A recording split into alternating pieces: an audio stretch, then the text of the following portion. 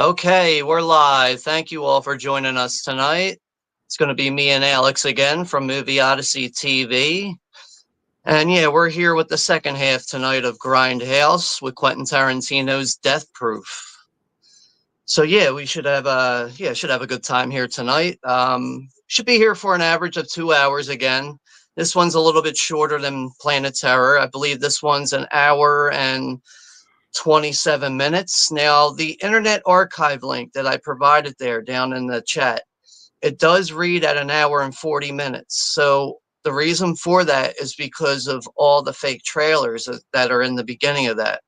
So for anyone that is accessing that link, you're just going to have to fast forward until the movie starts. But yeah, other than that, everything's good. How you doing there, Alex? Pretty good. Pretty good. Just watching these fake trailers. Yeah, yeah. I ended up uploading them to my channel the other day, but I put the original Hobo with a Shotgun trailer in there, the one without Rucker Howard, like the original one that actually inspired the movie. But yeah, I ended up watching this last night on my own. I was watching Death Proof, and I watched all the trailers and that were involved with it, and yeah, those 5 fake trailers really do add to the whole experience of it. And I really wanted to do a double feature stream with both of these movies and, actually add in the trailers for slight entertainment value. But unfortunately, StreamYard does not let us play around with video clips anymore. But, it just is what it is. It's made things a little difficult to deal with these movies with getting them done for a watch party. But yeah, I did get a new cell phone today, which I did try going live with, and my fucking God, what a pain in the ass. I can't even access websites on there. It's telling me, no, it's just, I can't remember the thing that was telling me why I can't access websites. And then I can't shut down the fucking phone properly. It's telling me, oh, you got to ask Gemini what you want to do with this, that, and the other thing. I'm like, what the fuck, man? So now I got to go back to the fucking phone store tomorrow to go ask them to teach me my fucking ABCs again with my fucking phone and shit. Like, it's just, but yeah, other than that, everything's all good. And, yeah,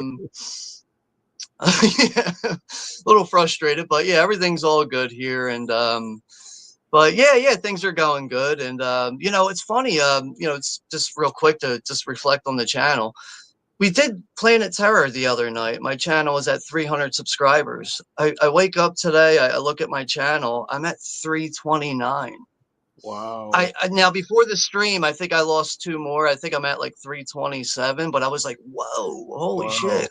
Like I was gained like 30 more subscribers in just a couple days. But yeah, that's good to see, man. Maybe I can hit that 500 mark, a little bit sooner than, by the end of the year. That's the next goal I put in place. But other than that, yeah, everything's good. And oh yeah, Alex, I was watching I know you do you do movie reviews, you do like trailer reactions and stuff like that, and like other random things. And I saw you did a trailer reaction for the new Running Man movie. Yeah.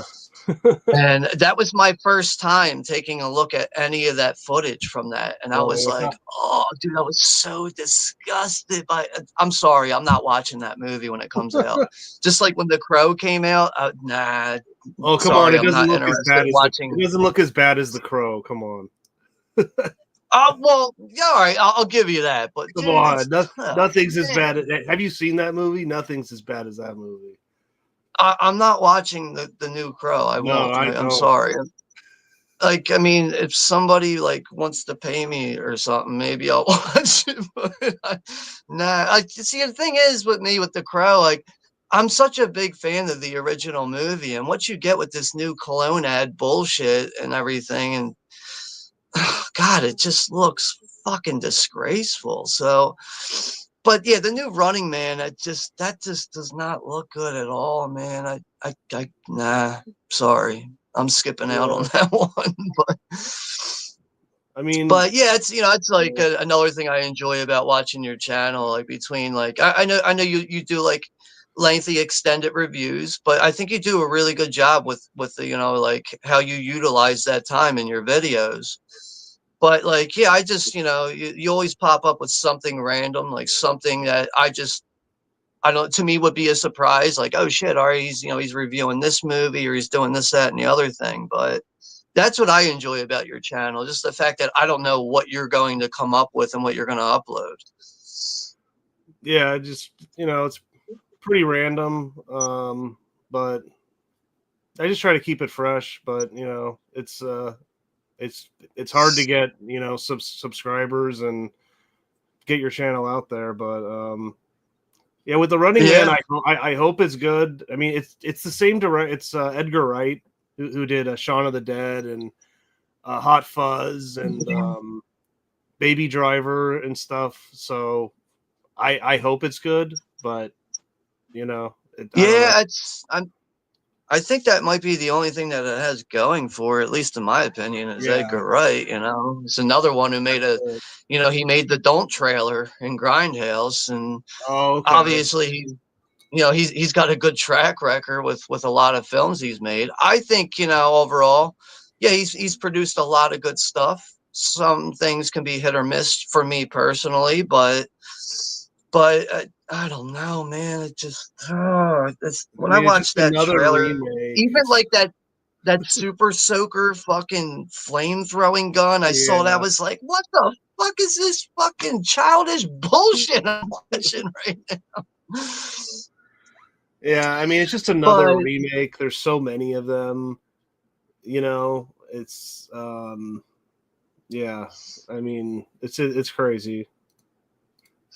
I mean, like, I guess I'll have to look into like the reason why he even signed on to that. Maybe the money was right. Maybe I don't know. Maybe he's like such a big fan of the original. He thought that maybe he could match it. Who fucking knows? But I'll have to look into that at some point. I'm such a big fan of the original '87 Running Man movie. It's based off of a Stephen King adaptation, or it's based off of Stephen King writing the original story. Right. But I don't know, man. I guess we'll see. We'll see what happens. I'm just not very thrilled with what I saw on that trailer. But that was my first, take on it with seeing anything, was seeing your trailer reaction. I was like, Yeah. oh God, I'm about to vomit, man. What the fuck? Yeah, it's just Hollywood has no ideas anymore. Like I just did a reaction for Avatar 3 and Oh, okay. I've only that's seen the original Avatar. I'm not a big fan of James Cameron's Blue People movies, really, but I thought the first one, when I watched it and everything, like I enjoyed it, for what it was. I wasn't very like blown away or nothing, but I just refused to really go forward with those movies. And, I'm a big fan of James Cameron as it is. I know a lot of us are, but yeah, overall, it's like one of the reasons why I enjoy watching your channel. And yeah, I do understand it's tough getting subscribers out there, which is why, like, whenever you and me stream, I always try to make sure that your channel link is in the description. I try to highlight your channel in a post or something, because we all need a little boost from each other. And yeah. I sometimes I feel like on average with some subscribers, when they're working with other subscribers, they don't really have that mindfulness to do that when they're working with someone. And it's not that hard to copy and paste a link somewhere. Like, I don't know. Some people get it. Some people give a shit. Some people don't. But I just understand how hard it is to build a channel and gain subscribers. And it's hard to really do it on your own. And, when you're working with people, you're collaborating with people, you do need you know, that kind of mindfulness from the person you're working with to, just realize like, all right, let me try to get this person's channel out there and stuff. But I know it looked like last time when we streamed, you managed to gain a couple other, newer Yeah. subscribers and stuff. But Yeah. yeah, that's good to see. Yeah. But yeah, so yeah, we're watching Death Proof here tonight, and I know you and I both pretty much agreed on with Planet Terror that we preferred that one just a little bit more than Death Proof. But man, this movie is another fucking relentless ride, which is overall why I think Grindhouse is so damn good, because each movie is equally just as good. It's hard to pick one over the other. But yeah, man, I really enjoy this one, and Kurt Russell's really on top of his game in this. And I think, I remember when I saw this in the theater, one of the things that really surprised me was with the fact that, you have Kurt Russell as stuntman Mike, and he comes off as this badass guy. Just seems like, anything that's thrown at him really wouldn't phase him. But once he comes up against three fucking girls who are also equally as badass as him, and he ends up getting shot and clipped in the shoulder, he goes from this like psychopathic serial killer that's killing women to this cowardly fucking pussy out of nowhere. And to me, I found that very surprising and shocking with his character in the movie. Yeah. Yeah, it's definitely you don't expect that of Kurt Russell. Yeah, right. And especially because once the movie's like really like taking place in the bar and everything, like you really get a sense of who he is and everything. His character was Stuntman Mike.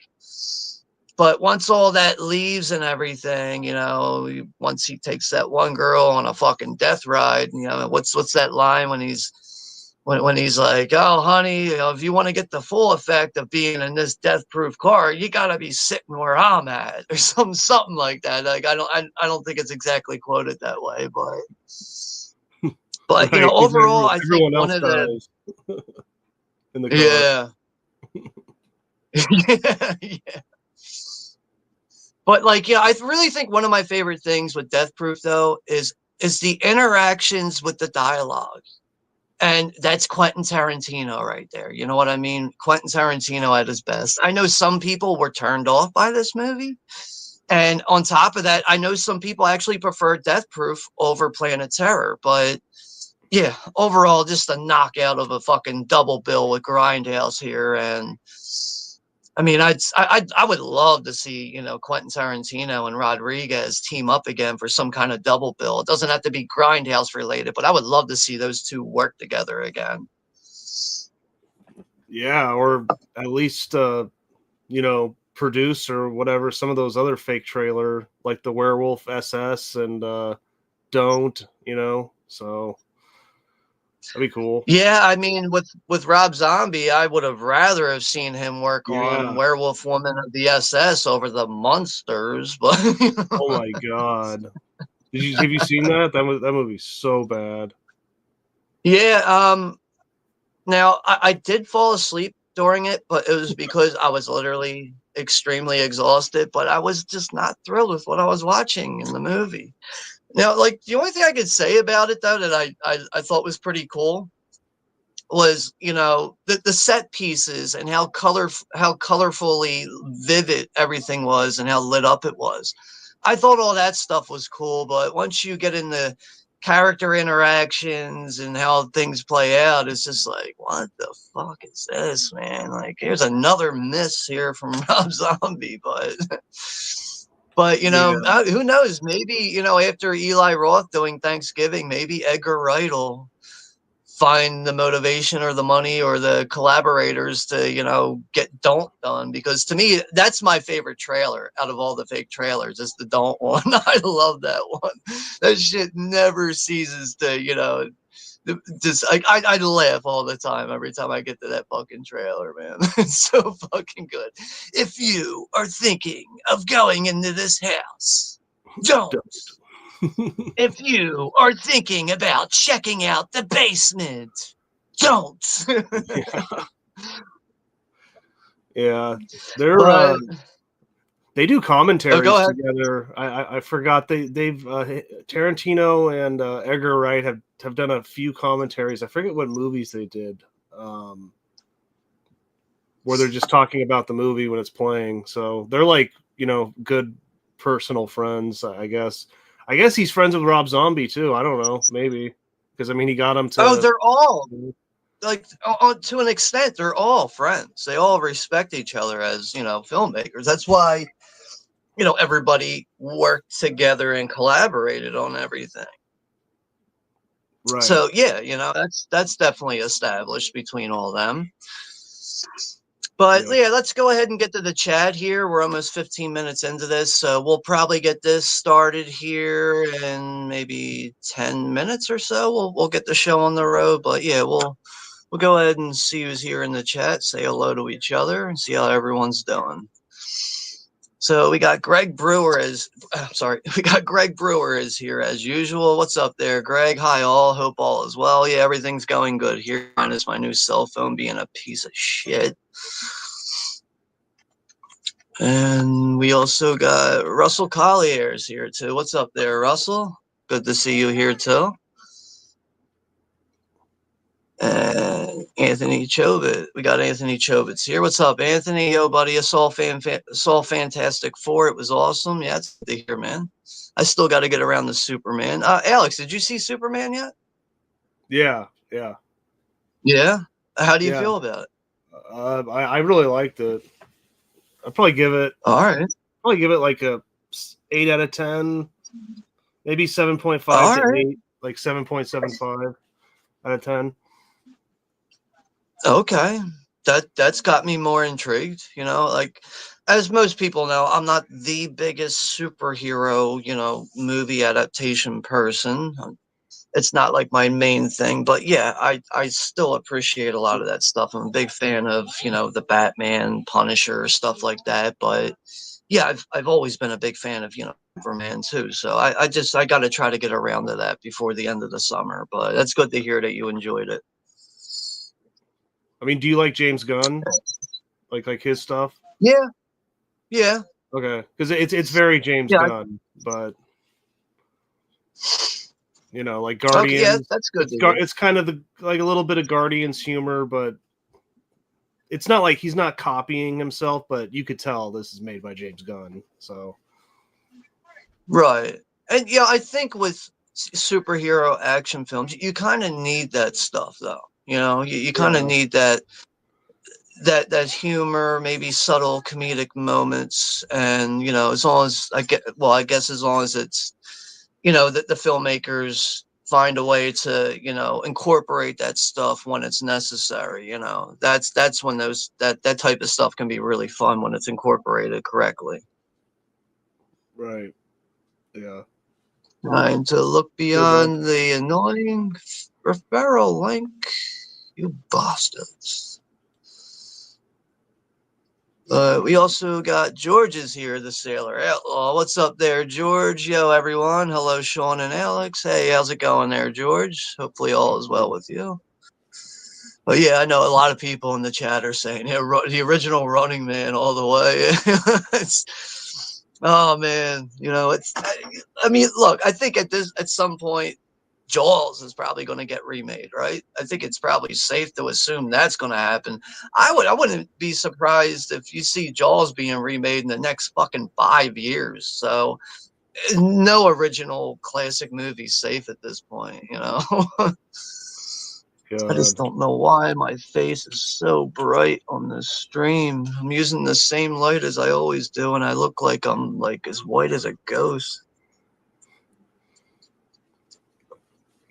And Greg is saying, over here, Christmas tree, follow me like Bob.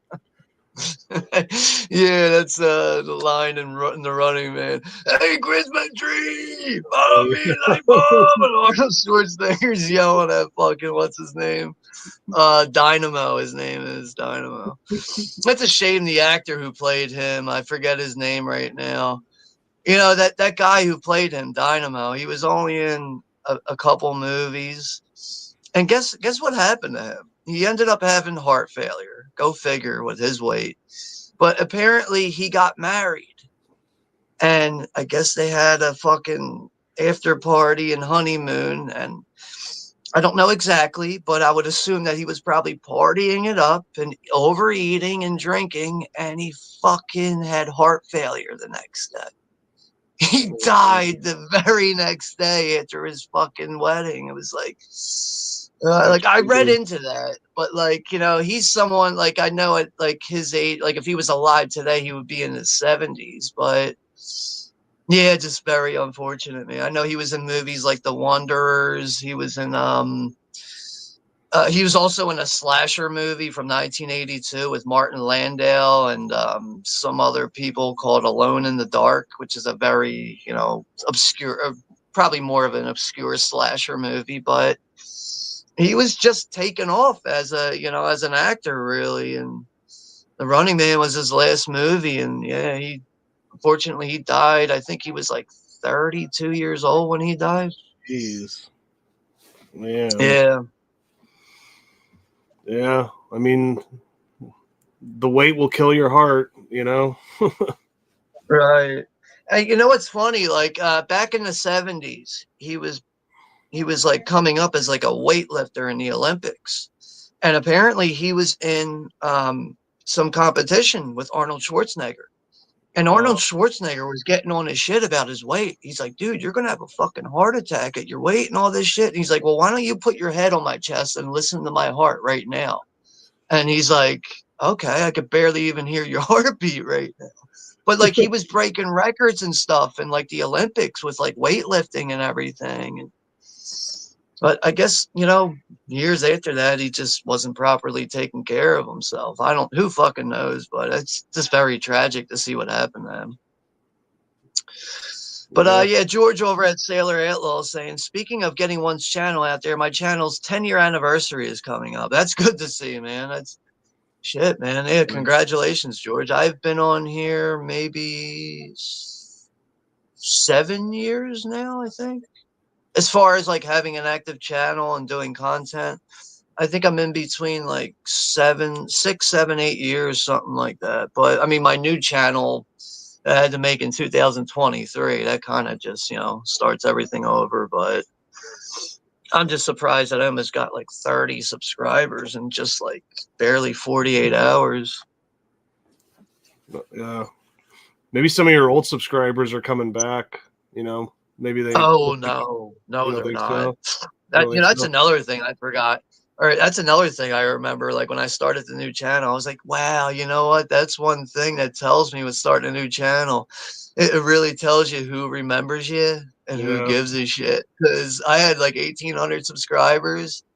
And when I would upload content, I would have like 30 likes on a video, tons of comments that I couldn't even get to.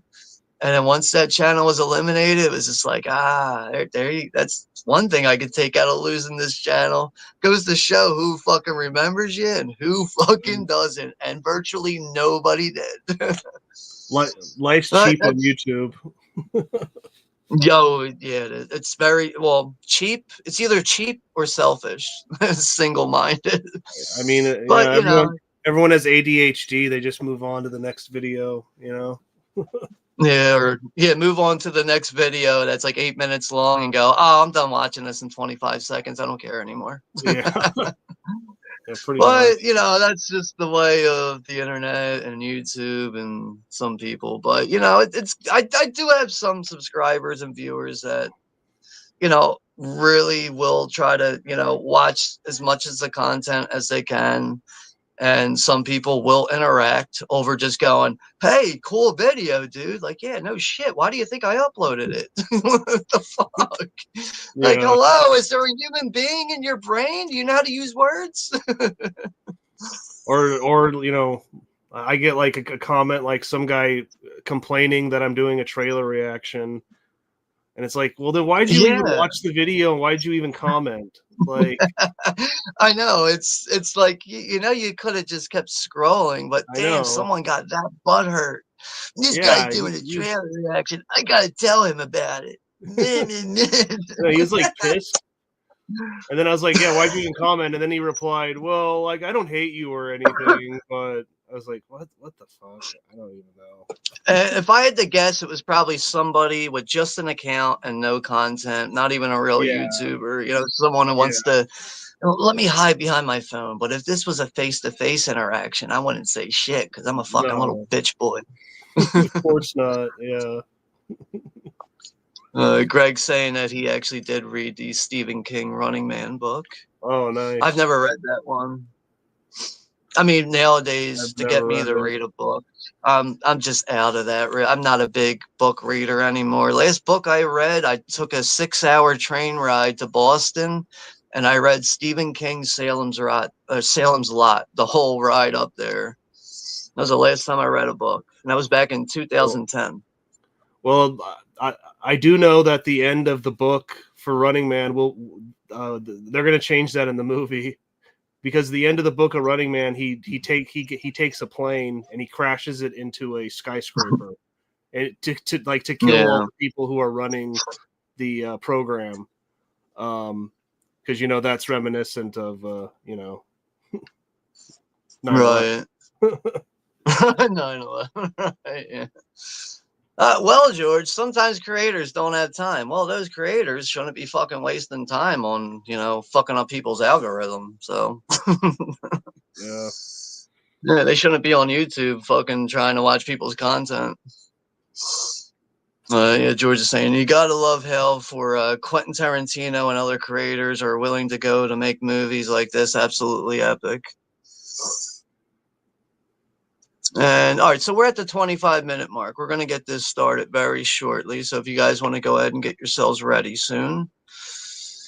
And George is saying, it's like Roadhouse. Got the George Romero treatment.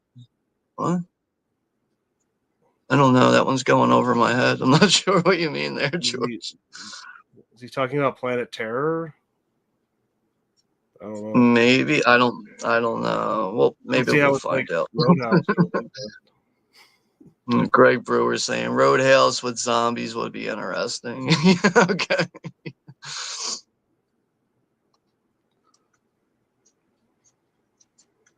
But From Dusk Till Dawn is close enough. Yeah, right. There you go. I think that should satisfy everyone right there. That's also another movie I really want to do a watch party stream for. Maybe we can get that in by the end of this summer. We'll see.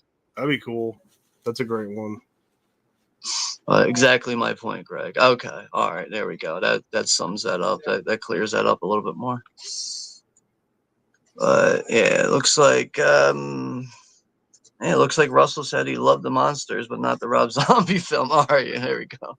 Yeah. I haven't heard one person say they like Rob Zombie's The Monsters. I didn't hear anybody. I didn't even hear somebody go like, yeah, it was okay. I didn't even hear that.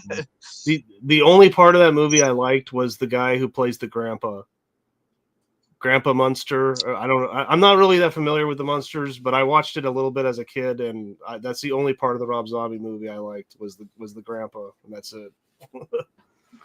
Yeah. Yeah, like growing up, as much as I say that like my dad's not a movie person or nothing, like he grew up on stuff like Andy Griffith, the original Monsters, like Addams Family stuff. Like he grew up on all that stuff, but like, yeah, he can't sit down and watch a movie though. Like what's funny? I tried getting him to watch Inglourious Bastards one time, and he almost got through it. He almost got through it, dude. Because like my dad's also one of those people that likes anything like war related and anything with Nazis. So I was like, all right, maybe he might like this movie. And he almost got through a lot of it. And then he like after a while, he was just like, he's like, man, this is just too fucking violent. Like, this is like, yeah, like, I thought you'd be able to figure out that like that's like the whole point of this. But he didn't make his way through it, but like, yeah, I was a little surprised that he got further than 20 minutes into that. But it was like the last time I remember watching anything with my dad was Inglourious Bastards, Quentin Tarantino's movie. Yeah, Greg saying Rob Zombie's Monsters is like Pee-wee's Playhouse trying to be a horror movie. It's funny, Rob Zombie did work on Pee-wee's Playhouse, the TV show. Or like Rob Zombie took a bunch of acid and then tried to make Monsters. Something like that. Yeah, Russell's saying he loves The Wanderers. Filmed the same time as The Warriors. Correct, right? Yeah, 79, I believe. Well, yeah, I've never seen The Wanderers. I love The Warriors, but yeah, The Wanderers is a good movie. It's another gang related, like 70s gang related type movie and everything. Okay, maybe I'll check that out. Yeah, it's definitely a classic though, that's for sure. But yeah, Russell's saying the punk actor on roller skates in The Warriors at the end fight played the head Ducky Boy in The Wanderers. Okay. I could see that. Yeah, I do need to go back and see The Wanderers. That's another one I don't have in my collection, but yeah, Jack Hill films, like Switchblade Sisters, right? But all right, we're at the 30-minute mark. So yeah, Alex, if you want to get yourself ready to go there to get the movie going here. All right. And we'll go ahead and get this one underway. And, you know, anyone in the chat who's joining us, like I said, the archive link is pinned at the top. You're going to have to fast forward through the trailers and get right up to the beginning of Death Proof. I don't know how long that'll take you. It shouldn't take you very long to skim right through that if you're using the archive link, or if you own the movie, that makes things a lot easier. Yeah, I'm ready to go.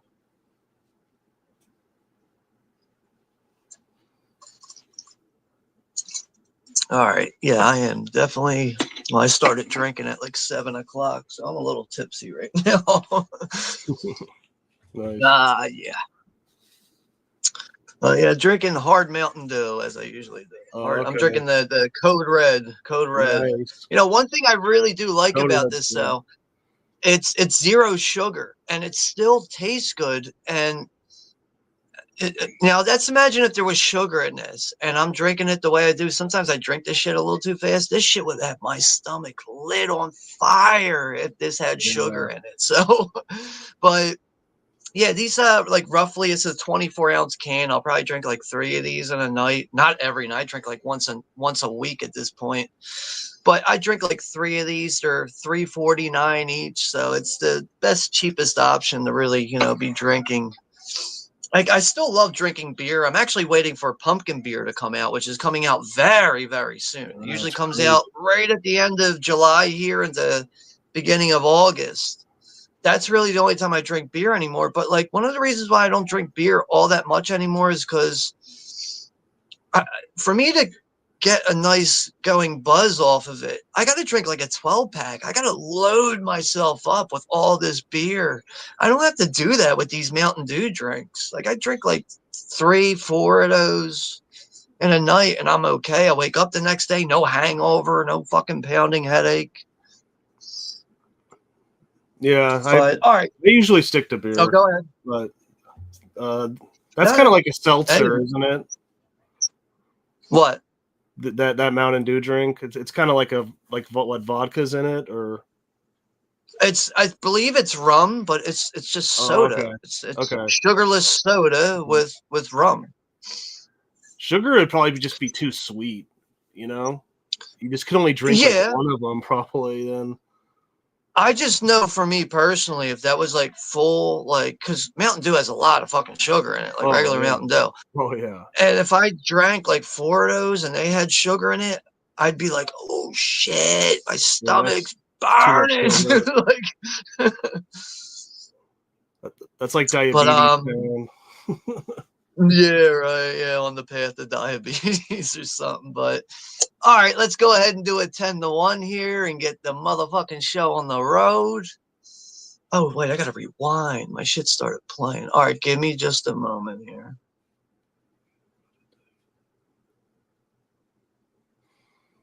Because like I ended up watching the trailers and then it went right into the movie as we were talking. So I'll be ready in just a moment. Well, that's cool. 59th Survivor of VHS, 14 years free of alcohol on September 23rd. But the last 4 years, a medical green card has kept me running right. Nice. That's good, man. That's good that you found it's good that you found a positive kind of substitute to keep you, you know, walking a straight line in life. But yeah, I know, like, he has mentioned that to me before. And I also know, like, you know, besides that, I'm pretty sure, you know, just his hobby of, you know, collecting VHS is really what keeps his head on straight. That's something that really keeps my head on straight. It keeps me from hanging out with ex-convicts and the wrong people that I shouldn't be hanging out with, which is really, like, you know, with being in my 40s, at this point, this is why I don't like hanging out with a lot of people anymore. I'd rather just stay in the house and enjoy myself and watch a movie, have a couple drinks, call it a night after that, wake up, go to work the next day. Right. Because a lot of people I've grown up with are just, I would say they're good people, but a lot of them are either dead or they're in prison. And yeah, I'm very lucky. I've managed to not have a fucking felony on my record. That's for sure. That's good. That's good though. Yeah. I just got to keep riding with that. That's another reason why I like doing these streams too. I enjoy the time with doing it, and it keeps me out of trouble. All Yeah, and right, then I'm right you there. don't have to drive anywhere after you've had a few drinks, So Yeah. Yeah, that's something in my like late teens, early 20s. I used to like drink like a raging fucking alcoholic, and then I'd be driving and people be asking me for a ride home, and they'd be like, dude, how did you drive the car completely okay like that? I'm like, well, when you're drinking and driving, you got to roll your windows down. You got to turn the music off, and it's time to pay attention. But not everybody can fucking understand that. But also, another thing is, I wasn't really a big drinker with liquor. So liquor is a lot harder to drive a car with when yeah, you're drinking hard liquor. When you're drinking beer, it could be a little bit easier, but thank God I don't do those things anymore. And li- yeah, I definitely liquor makes you gambled a bit black much with out. that. Liquor makes you Oh black yeah. out. So I mean, for me, like with drinking liquor and, going back to those days and when I would drink liquor, and then I'd be like, nah, dudes, we're staying here tonight. Oh, why, dude? I need a ride home. Because I can't fucking see. I'm not driving. Like, what the fuck? yeah, yeah. But, all right, let's go ahead and do it 10-1 now. But, yeah, I see 59 survivors there in the chat. I'll get to you in a minute, but good to see you here, bro. All right, let's go ahead. 10, 9, 8, 7, 6, 5, 4, 3, 2, 1. Press play, motherfuckers.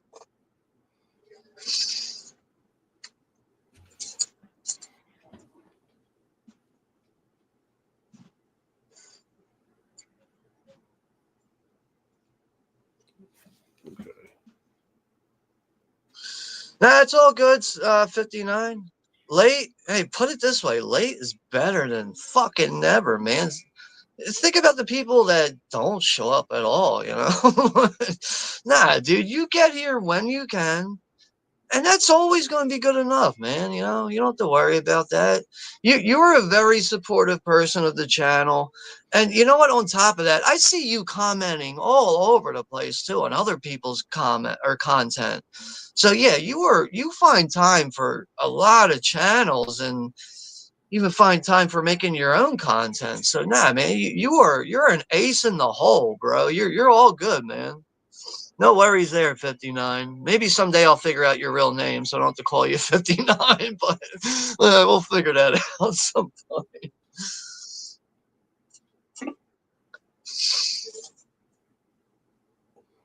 Yeah, special effects done by Greg Nicotero. Main titles, The Last Race. Now, you know what, though? Like, with seeing this movie, one thing that really motivated me to want to see this movie is Vanishing Point. You ever see Vanishing Point? Yeah, The crazy car chase movie that yeah, has the 71 white Charger in it, or I think that a Challenger, I mean. yeah. I never saw that movie before until, I saw this and, they briefly talk about it in this. And that made me want to see that movie. I actually picked it up last year on Blu-ray. And man, that is a fucking crazy car chase movie. But yeah, everyone, I mean, anyone who's watching this here tonight, anyone who's catching the replay, if you're familiar with Death Proof, you're a fan of it, and you've never seen Vanishing Point, give that shit a watch, man. You'll have a fucking ride of your life with that one. Yeah, that's a good one. But yeah, as a Death Proof takes place in Austin, Texas, this one also does too. Now, what's one thing I noticed in it's very brief in Planet Terror. Like you hear it over the radio, they talk about Jungle Julia passing away, and they're like, "Oh, rest in peace to Jungle Julia," even though we haven't gotten up to that movie yet. It's so funny how that ties in with both movies. Because she passes away, she dies in the car crash and everything. Spoiler alert for anyone who hasn't seen this. If you haven't seen this, you're fucking up.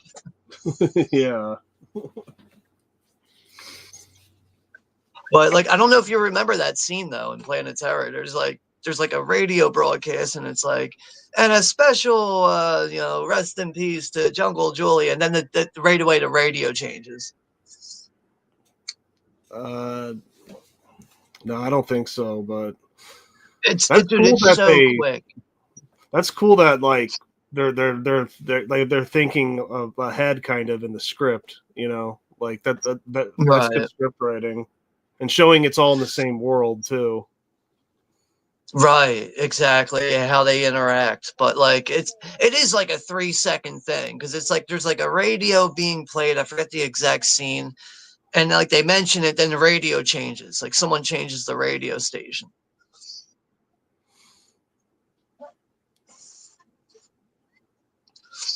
But like this whole conversation with these three, with Jungle Julie and her friends, she's so pissed off at the fact that she's the one who's always got to cop weed for her friends, and her friends are always relying on them and all this shit. They're always, and then the other girl in Shotgun, she's talking about how she just, like made out with some fucking dude or whatever.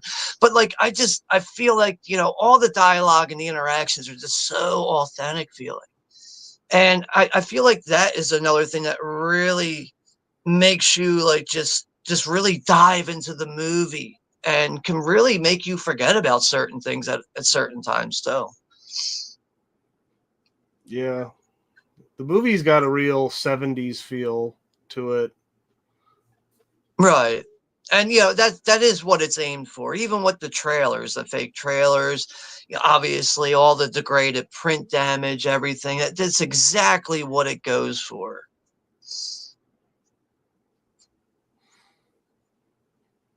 But yeah, other than that, though, I just scheduled Machete. I'll be doing that one on the 31st. Be doing that to close out all these movies. So I just managed to get all these movies done in time by the end of July, and then we can, move right into August. Now, I was planning on trying to do Fright Night for the 40th anniversary on August 2nd. Right now, I might have to just take a break here because I've been streaming every other day. So I might just have to take a small break and skip that one. And at the same time, I don't like being one of those people that makes content to a point where it's like, hey, I'm streaming, come watch me, fuck everyone else. Like, so I think I need to just take a little break after Machete and then get back into doing things. But there's plenty of, good things set up there in the pipeline for August, but we'll get back to the chat here. Yeah, we only have 4 people in the chat right now, which is perfectly fine. And yeah, 59 cents. Yeah, he was running late. I'm sort of here. Yeah, it's all good, man. It's all good. You're the least of my worries, bro. You're all good, man. You're always a very supportive person. Gotta turn this up a bit. And there was Kurt Yeah, we're already Chevy, or I think it's a Chevy Nova. I think. I should know that. I know my dad had a 79 Nova. Let's look that up though. That's proof car.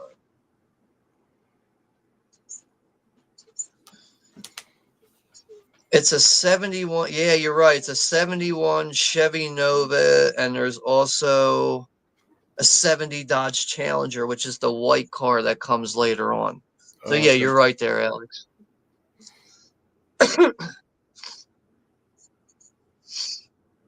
But like, I feel like, like when it comes time, when Stuntman Mike's like, young lady, your chariot awaits. And she gets in the car and there's like no seat for her, and it's all divided with like protective glass. Like I would have been like, I think I'm gonna take the bus. Yeah, Like I'm not sitting in this fucking thing. What's I'm this good. deal here?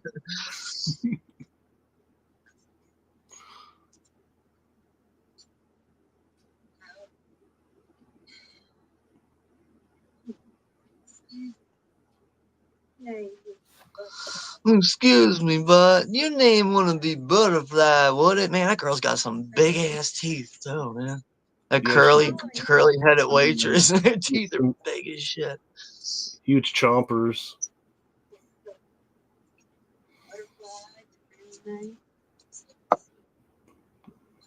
It is funny though because they all kind of talk like Quentin Tarantino.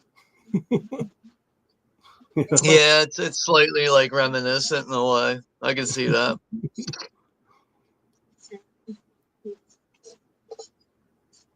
Don't you think she's got a big ass? Nah, man, I like her ass the way it is. She got a big black girl's ass. I don't know. You guys ever have some purple pussy? Huh? I did one time, man. Very interesting. I'll tell you that.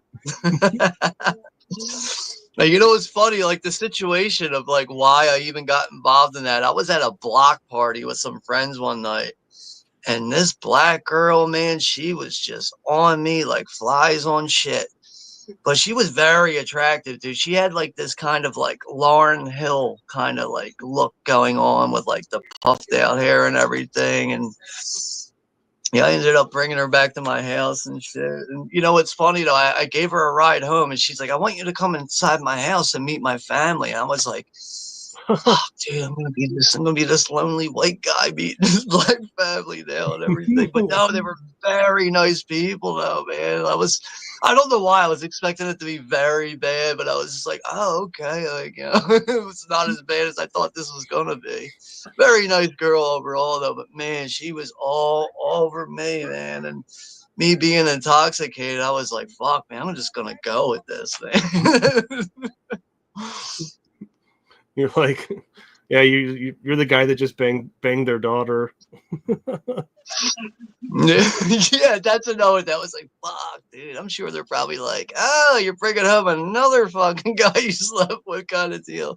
But no, I didn't get that vibe when I got in the house. They're very nice people. They were actually trying to feed me and everything. I was like, and then she had two older brothers who were towering tall over me. I was like, oh god. Like, oh shit. But no, she was a very nice girl, though, man. Really nice girl. Definitely a freak in the bed, that's for sure. But Some jungle fever. yeah, yeah, it's the only slice of purple pussy I've ever had.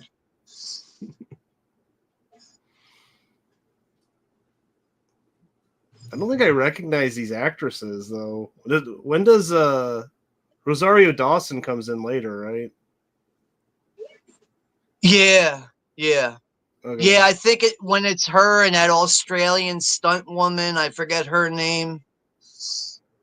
Cause yeah, Yeah. once these girls get knocked off, I think that's when Rosario and the other girl comes in, and Mary Elizabeth Winstead. But man, I gotta say, man, Mary Elizabeth Winstead and that fucking yellow cheerleader outfit. Fuck, man. Talk about having a fucking hard on. Jesus shit, man. Dude, I'm a sucker for cheerleader outfits though, man. That's another thing. Yeah, you get the right looking girl in a cheerleader outfit, dude. I'm sorry, I can't pay attention to nothing else but that, man. Yeah, I think I'd go with Rosario Dawson, but Oh, dude, I can't knock you there, man. She's another beauty right there. But there's just something about Mary Elizabeth Winstead, though. And then when she's wearing that fucking cheerleading outfit, it's like, hachi, hachi. I just can't calm down. But yeah, 59 saying I need to get cleaned up and dinner running and howdy Greg and Sonny. Yeah, it's no problem. No problem there, 59. Do what you got to do, man. We're always here. Yeah, that's where 59 saying 14. Yeah, 14 years free of alcohol, man. That's impressive. But I know Russell over at Sonny Barger, man. He's got a long sobriety date himself, man. There it is, right there. 35 fucking years, no booze. That's good to see, man. I'm sorry. Like, I hope I'm not like, you know, sitting here talking about drinking and getting drunk and influencing anyone or, you know, triggering anyone. I hope I'm not, but it seems like you guys got, you know, a good grip on yourselves and everything. It's, you know, the last thing I want to do is trigger anyone in that kind of way. But I mean, for me nowadays, I just like to occasionally, I like to, you know, just smoke some weed here and there. I drink maybe once a week, mostly on Saturdays, but like I was at the food market today and I was like, yeah, let me grab some of the hard Mountain Dew. And, but yeah, I just really try to keep a cap on all that stuff, you know. But you know, that's really like I'm very, you know, glad to hear that from you guys with your sobriety time and everything. That's Yeah, hard to that's cool. sustain that. Keep with that. It really is.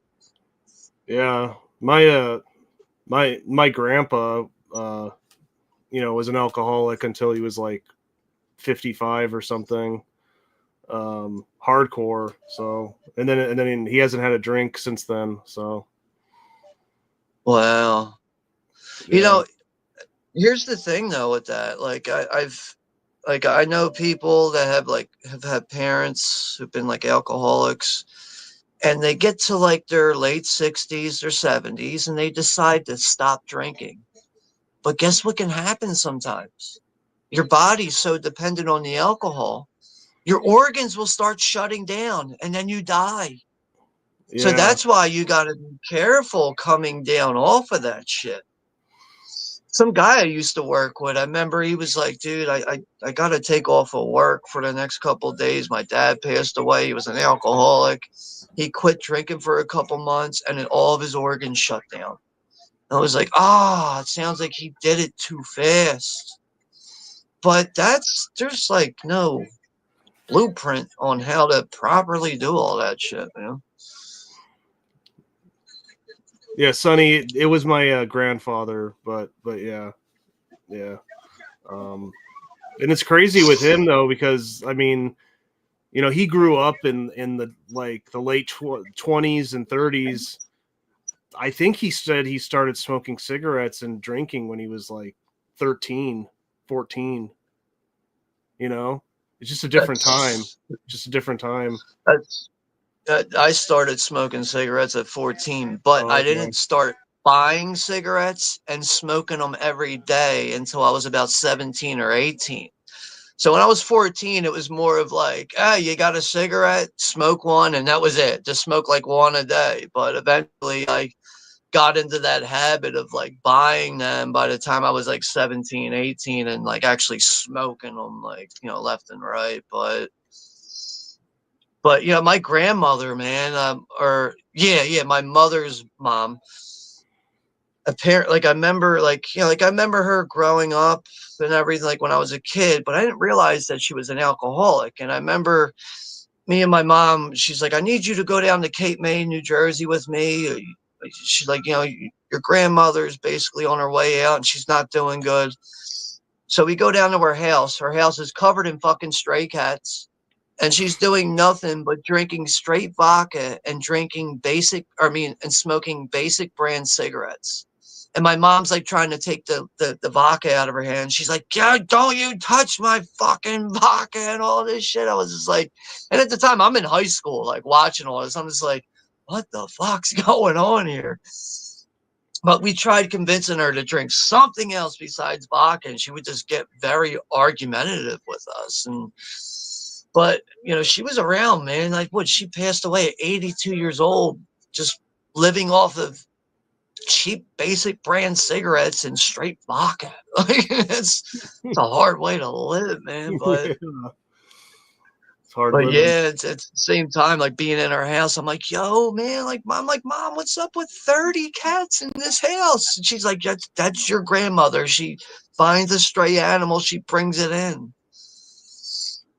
Right. But yeah, that was like my last like interaction and experience with my grandma was, you know, going down to Cape May, New Jersey to go visit her. And then it was like some short time after that, she passed away.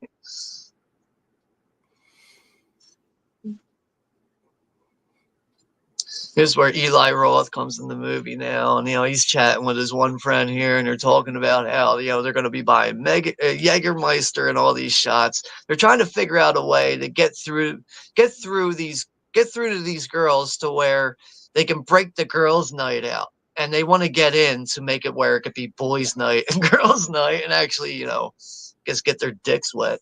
Yeah. This is where they're making fun of Stuntman Mike with his nasty nacho eating Yeah. there. He's like, dude fucking cut himself falling out of a time machine. Yeah, he's like slurping I down. mean, The that is a nasty scene, like watching him eating those nachos, but nothing is nastier than watching fucking Dennis Quaid eating shrimp in The Substance. Yeah. Did you see The Substance? Yeah, that was great. Dude, when I got to that scene though, and he's just nailing that fucking shrimp with that orange sauce on it, I was like, yo, I might have to fast forward through this. This is fucking disgusting, man.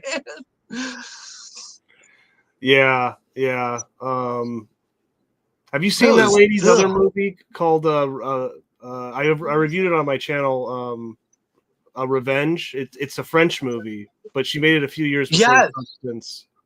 yes. And you know what's funny? You mentioned that. I that was one of the movies I bought around my birthday. You're talking about the one where the girl falls off the cliff, Yeah, and there's dude. like a couple guys are trying to kill her, and Yeah, she survives from so being good. impaled.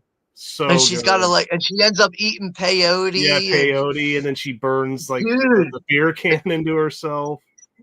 yeah, yeah, so she can cauterize the wound. But yo, that was a real eye opener surprise. And that's a movie I've been wanting to see for a long time. I kept putting it on the back burner.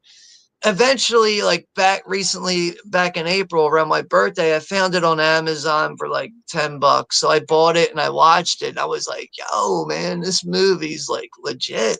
I mean, just, I feel like the title Revenge is enough to really intrigue you, especially if you're into, revenge thrillers and stuff like that. But yeah, I was really surprised by that one. Yeah, that's an awesome, simple revenge movie. Um, I really love the whole dream sequence in the cave. And yeah, she's like waking up and she thinks the killers are there, and then she thinks there's like lizards and all this shit in there because she's tripping so hard from the peyote. yeah, and then But she's like yeah, remembering like the guys like licking their lips, and then they cut to like the lizards licking their lips, and they're like yeah, like yeah. that lady's really good. Like she's a really good director, a French director. Um, but yeah, there's like similar scenes when the guys are like eating. One of the guys is like eating like some like candy or something, and like it's like all in slow Uh-huh. mo of him like chomping on it, and it's like gross, you Yeah. know. Yeah, he's eating like it looks like Like a chocolate covered like yeah, it's marshmallow like or a chocolate something like. marshmallow candy or something. But yeah, the camera's zoomed in his mouth. He's like munching very slowly. It's just like, ugh, do I want to see that right now? Yeah, but that But director's like, I really just good think though. it's yeah, I agree, man. It's just I love the fact that those three guys underestimated the fact that they thought that this was just some fucking dumb, sex fiend type of broad, and they thought it'd be so easy to kill her by pushing her off a fucking cliff. But I Yeah, also love the fact that if it wasn't for the peyote, she probably wouldn't have gotten through the whole situation because I think the peyote managed to help her through her pain, because, like uh, when you have an hallucinogen like peyote, that is strong enough to forget what's going on with you. Even if, like, let's say your arm gets chopped off and you can find a way to stop the bleeding, you're probably going to forget about the pain because you're tripping so fucking hard. right, right. But yeah, it's an awesome movie though. I was like, wow, I think I like that movie better than The Substance, honestly. I mean, it's totally different, but I like. Oh, it's hard to say which one I like more. I might agree with you because like the substance I felt was the runtime was a bit much yeah, it's a there. bit too long. But I really did like The Substance a lot. I really enjoyed it. Yeah, I mean Demi Moore should have won Best Actress for that, but she didn't. They I gave it know, to right? some young chick that's like a stripper. She's like a stripper, and then she gets married to some guy. I don't know. It's just like Hollywood is so full of shit because like they're always like, oh, like we don't treat movies don't treat older women good enough. They don't like respect them enough. They don't give them enough awards. And then it's like this is a perfect Well, opportunity. Demi Moore's great in it, and but like you give it to some 29-year-old chick that like I don't know. It's just like I just think it's just further proof like Hollywood is so full of shit. Like it's like, well then why don't you take the opportunity to give the Academy Award to Demi Moore? Like I think she totally deserved it. So yeah, she was very impressive in that, man. I mean, like, even all of her anger situations when she would go through her anger moments, and I was just like, wow, dude, like, and it's not like we see Demi Moore pop up in a lot of things anymore, but that movie just just was really further proof that she still has it, man. oh yeah. But So I agree with what you're saying there, though. I really do. yeah, I just think they like to say certain things, but then they don't follow through. So whatever. I mean, at least she's nominated. That's good, But I'll Yeah. definitely be checking out, the future movies of that director. So Oh yeah, that's yeah. She's definitely going to be on my radar as as a director filmmaker. That's for sure. Anything that she produces in the future, I think is definitely going to be worthy of a chance. Whoopi Goldberg won run an Academy Award for Ghost. Oh, she has an Academy Award, Whoopi Goldberg. What the hell? I know, such a mediocre actress, but Yeah, can't stand that lady. I mean, like, I like how he's wearing Icy Hot on his back. That's hilarious. yeah. Apparently, he's supposed to be like this sponsored stunt driver, Yeah. but like, we never figure out why he's here at this bar really until later. And when you think of it, like with what goes on later on in the movie, he's really at this bar because he's hunting right now. He is hunting like the mind of a psychopath. Yeah. He's not just here for the fucking interaction and the nachos. No, he sees a bunch of fucking broads here that he can get over on and fucking kill. He's like a serial And like killer. all of his bullshit stories, and like because like right now, like the whole situation is like he's been talking to I forget her name, Rose McGowan. He's been talking to her about how he's been in these TV shows and these movies, and he goes outside, but then he comes back in, and she says to him like no one in here can fucking back up anything that you're saying. So then he starts talking about like, have you guys ever heard of the show The Virginian? Well, I used to look like one of the leads in that show, and I used to be one of the stuntmen for that. But that show is so old to these girls that they have no idea what the fuck he's talking Yeah. about. Like the Virginian, like yeah, it's like that's probably like what is it? Travel rifle may carry, and the Marksman, and all those old Western shows that I don't Yeah, really but like, I haven't really watched them. yeah, I mean, a lot of that stuff is like black and white. I know Chuck Connors, the actor Chuck Connors, was like big in a lot of those shows, who ended up being in the 1979 horror movie Tourist Trap. You ever see Tourist Trap? No, I don't think so.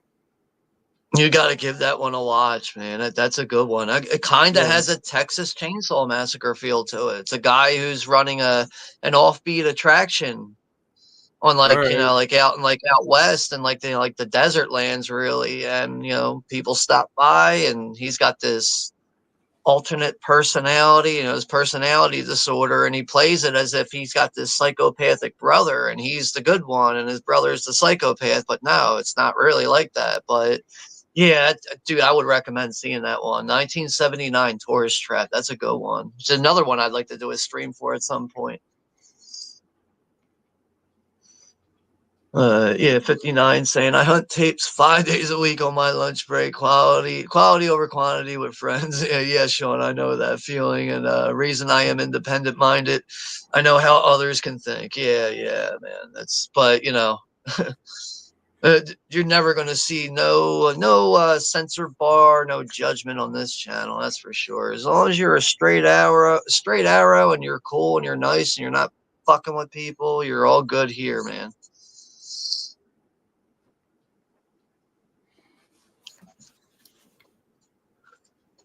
But now this is where Stuntman Mike wants his lap dance. And he's trying to figure out why she doesn't want to give him the lap dance. He's like, is it my scar? She's like, no, it's your car. He's like, well, it's my mom's car. Yeah, fuck out of here. But she is actually, she's really terrified of him, though. But she should have never opened her mouth in the first place. That's what made him interested, on top of the fact that he is already a fucking psychopath.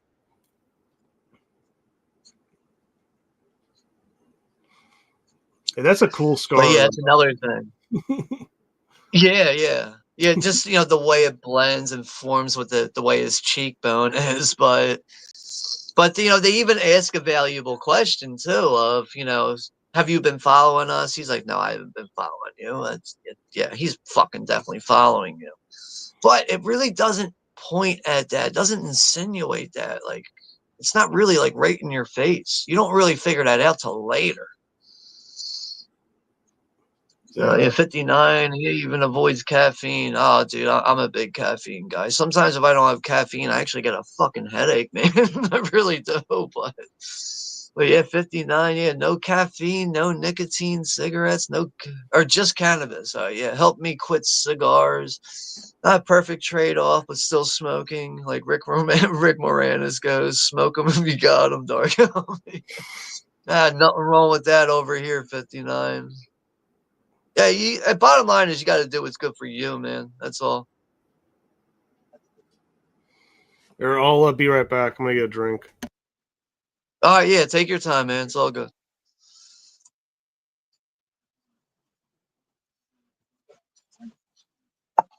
Yeah, we're already an hour into this, so we got an hour to go, and we'll be done here for the night. But shit. Since we're pretty much coming up on the end of July here, just want to go over the schedule or what's in the pipeline right now.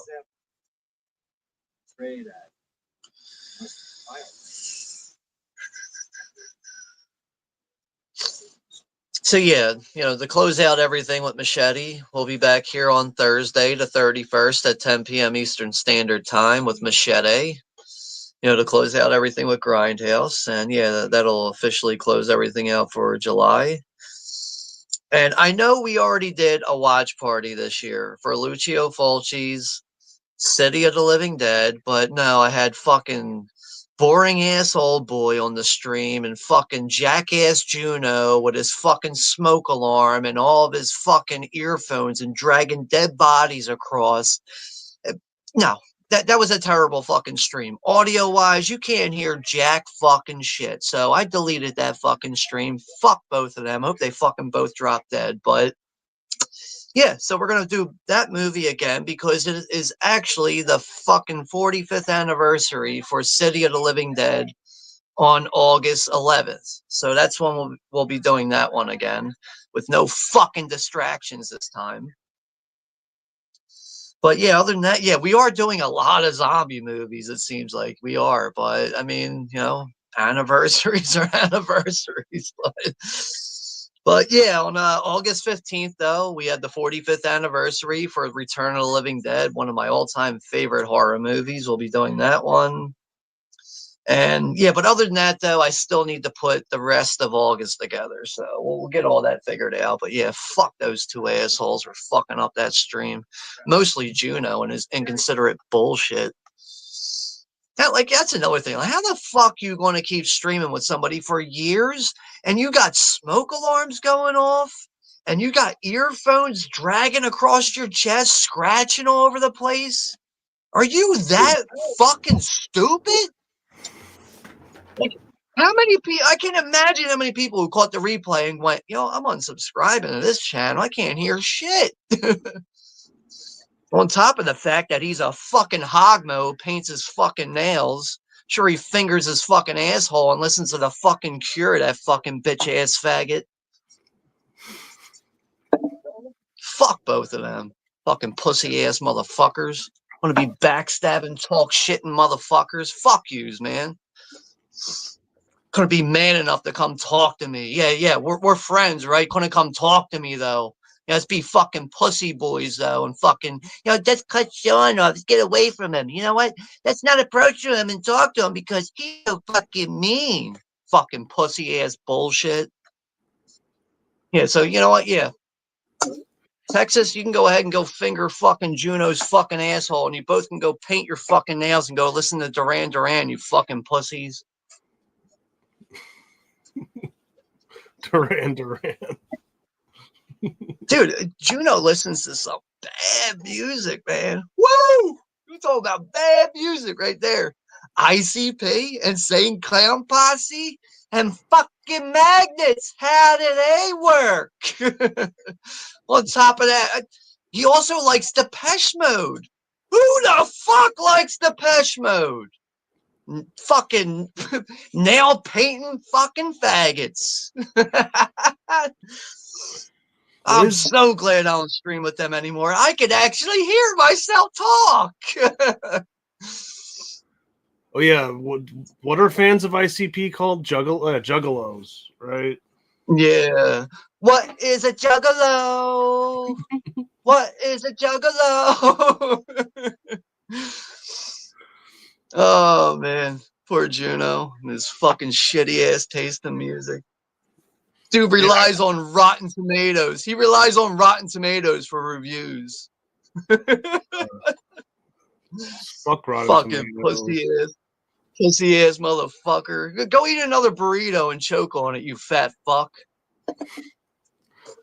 Yeah, I remember the ICP used to wrestle in WWF back in the day. But I'm at the part now where he's taking this girl home and she realizes she just got in the car with the wrong motherfucker. She's like, stop the fucking car.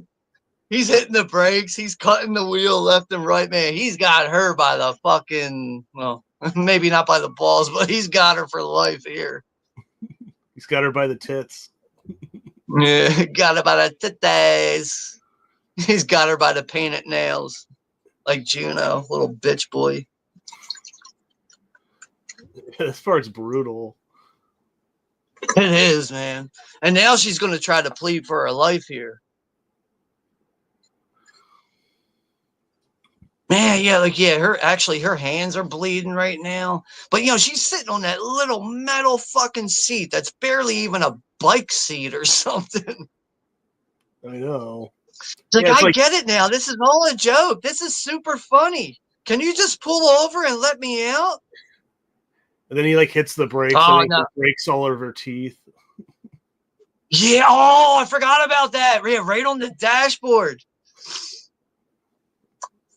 It's like, don't get into a car that the inside looks like this. He's like, hey, Pam, you remember when I said this car was death proof? That wasn't a lie. This car is 100% death proof. But to only get the benefit of that, honey, you really need to be sitting in my seat. Oh, damn. Oh, ah. Damn. Oh, man. I don't know. For me, when teeth get smashed out, man, oh, it's so sensitive. Fingernails getting ripped off and teeth. Oh, God. Yeah, and anything with eyes, too. I'm okay with eyes, honestly. Oh yeah. Like eyes don't bother me too much, but teeth and fingernails, I'm like, oh fuck. And the Achilles tendon, that fucks me up Oh too. yeah. But oh, dude, that's another thing. You get a good sense here of who he is when he pulls down that fucking sun visor, and he has all those pictures. He just throws them out the window. But yeah, his demeanor really changes once he gets into that car, man. But now he's after the other broads now. Yeah, he's Yeah. after Jungle Julie and everyone else now. Yeah, speaking of the Achilles heel, I just watched the remake of House of Wax, and Oh yeah, it's another one. the That's another guy one is, that turned 25 this year. Dude, that's a decent remake. oh yeah, I think it's pretty good, and the guy's in the house, and then like they just open up this hatch next to him, and it pulls out like these giant scissors and just like snaps his Achilles heel. It's like, oh man, that movie's I know what brutal. you mean, dude. That movie's Honestly, brutal. when I get to that scene, I'm usually like, all right, let me find something to do. I try to look away from the screen when that happens. Well, it's brutal But yeah, because like then after that he takes him downstairs and then in whatever, like covers him in wax, right. Yeah, it's completely like encases And him in hard wax. yeah, and he's still like The only alive. thing I don't go ahead. Oh, just then later in the movie, like the guy, he sees him in the house of wax and he's at a piano and he just thinks, huh, that looks like my friend. And then he like touches like right here and it falls off and it's like the guy's like still alive, his like eyes are moving and like you could Yeah. that movie is just, That's the only thing he can move is his eyes. You see his eyes move, but yeah. The only thing I don't like about that movie, which is it's a very minor thing, is Paris Hilton. I just hate seeing Paris Hilton in that movie. yeah. I mean, it fits though because she's like a dumb slut in the movie, Yeah. Yeah, I guess she has her place. But the car accident's coming up here. They're listening to that song that I. Oh, Stuntman Mike, full psychopath mode. Yeah, forgot that. Dude, he looks like he's like breathing in anger right now, man. Oh, damn, Jungle Julia. They're all fucking, they're all high and zoned out and they're so into the song and everything. They're not paying attention to this fucking death-proof car coming at them. Dude, this scene is wicked vicious, though. Yeah, he Yeah, turn that song up. Yeah, they turn the radio up. He's like Ted Bundy, but he's like Ted Bundy, but he uses a car. Yeah. Woo! Man, Jungle Julia's leg goes out the window there. The fucking tire runs over the other bitch's face. Oh! Woo! God damn, even Stuntman Mike is fucked up in that shit. But that, something tells me that Stuntman Mike, even like while his car is bouncing, he's probably like, I love it. Like I'm so glad to be in this car accident. Oh man, her leg just rips off. Oh man. Oh yeah, there goes Dr. Block's wife. We're in the same hospital as Planet Terror.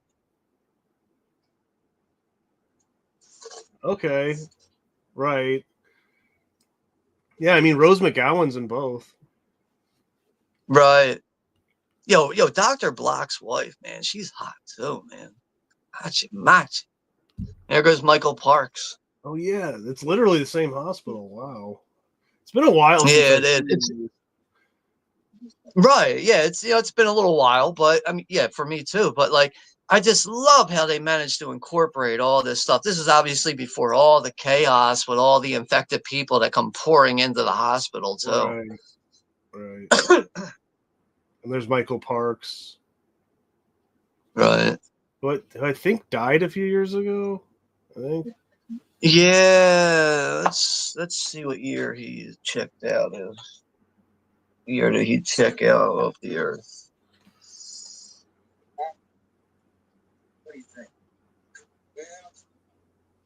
He also pops up in Kill Bill too. Yeah, and Dust Till Dawn. Yeah, Great actor. he died in 2017. Okay. So what's that? 8 years ago, I think he passed away. So we got all right. We got a very quiet chat here tonight. So that's like one of the main reasons why I'm not really pulling up many comments here. And yeah, we just lost Hulk Hogan and Ozzy Osbourne. Right. What's his name from the Cosby Show? Jamal something, I forget. But yeah, I gotta say though, I'm getting tired of seeing the fucking heavenly made AI bullshit with fucking Ozzy and fucking Hulk Hogan, all arms wrapped in hands. Like, come on, like, get the fuck out of here. Like, I understand you guys like these people, you miss them. Like, stop making fucking phony ass fucking AI fucking videos and shit, man. Yeah, well, the worst is like people that like are crying, you know, when like Ozzy dies or something. It's like you didn't know these people, you know. I don't know. See, this is why I can't glorify celebrities. Yeah, And one of the reasons for that is like, how do you know if these people were involved in fucked up shit, man? How do you know that? This is why I appreciate these people for their performances in music and film. Oh shit! Sorry, wow, I just knocked over my stand there. Oh shit! All right, good. I did not end this. So glad I didn't hit the end screen. That would have been bad. man, that's a sweet car. But That's oh a yeah, Mustang. I think it's a Boss 302. yo, I think you're right, man. And also that interior, that red interior with that yellow trim on it, man. Fuck, dude. Sweet. But yeah, I can't glorify celebrities and be like, oh, I got to go to the next convention and go meet these people and overpay all this money. And you know what's another thing that fucking really drives me nuts? Can you imagine going to a convention and paying money to meet a celebrity and they're in a bad mood? Yeah, I know. Fuck that. Yeah, I ain't paying fucking 50 some dollars to meet you, get a picture, and get your autograph, and you're in a bad mood? I Fuck know. you, Well, man. it's like the easiest job in the world. You know, you're just sitting there signing a autograph. Well, here's my thing.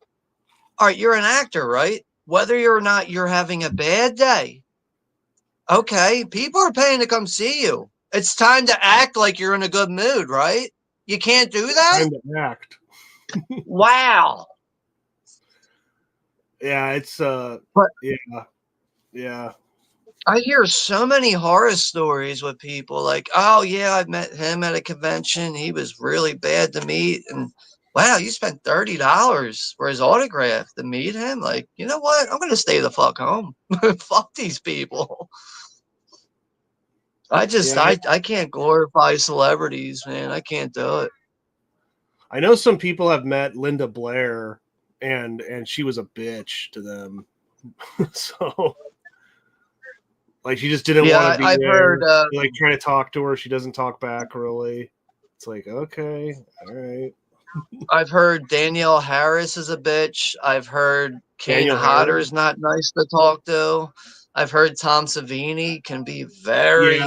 I've heard Tom Tom Savini. Savini will basically ignore you sometimes, but like, I don't get it. And I understand it's a long day of meeting people and signing stuff, but is it really hard to put a smile on real quick and be like, hey, how's it going? Shake your hand. Hey, where do you want me to sign your picture? Hey, very nice to meet you. And then you move on. What's so hard about that? You're getting paid for that. I Fuck know. that, dude. I'll never go to a convention and pay money to meet people. Fuck these celebrities, man. I like these people for their performances, and that is it.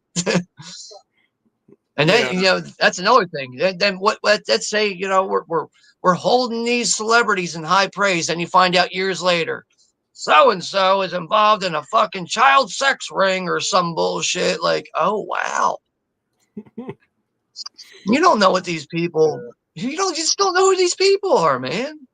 And on top of that, they're actors. I mean, look at Roman Polanski. The guy's a creep. What do you mean? Oh, all right, never mind. Yeah. I thought you were like maybe hitting at something else. I wasn't like aware of what you were talking about. I mean, from like what he did in the 70s or whatever, and then fled to France. Yeah. Fled to France, right? Yeah, that's right. After that, you didn't really hear much of him, did you? I mean, he's a talented filmmaker, but he is a fucking creep.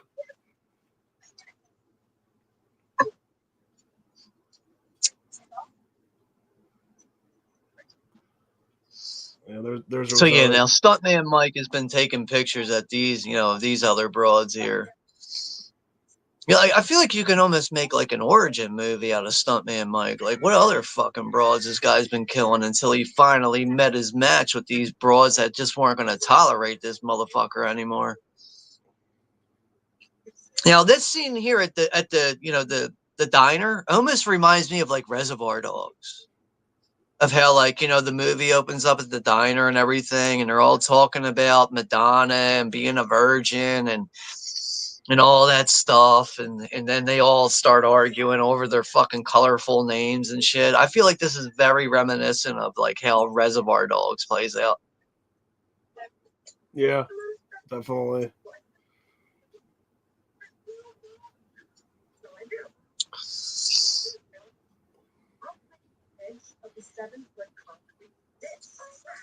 I gotta step away just for a moment. Give me like maybe a minute at the most. I will be right back. No, that's not working.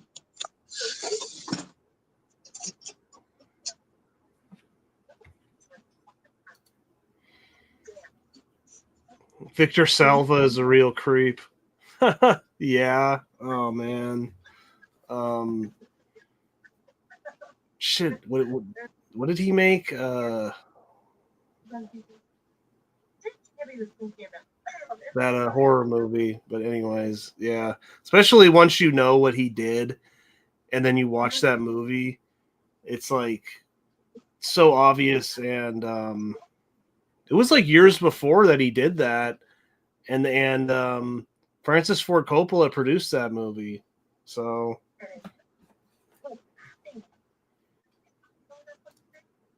God, I mean, I remember he made Powder.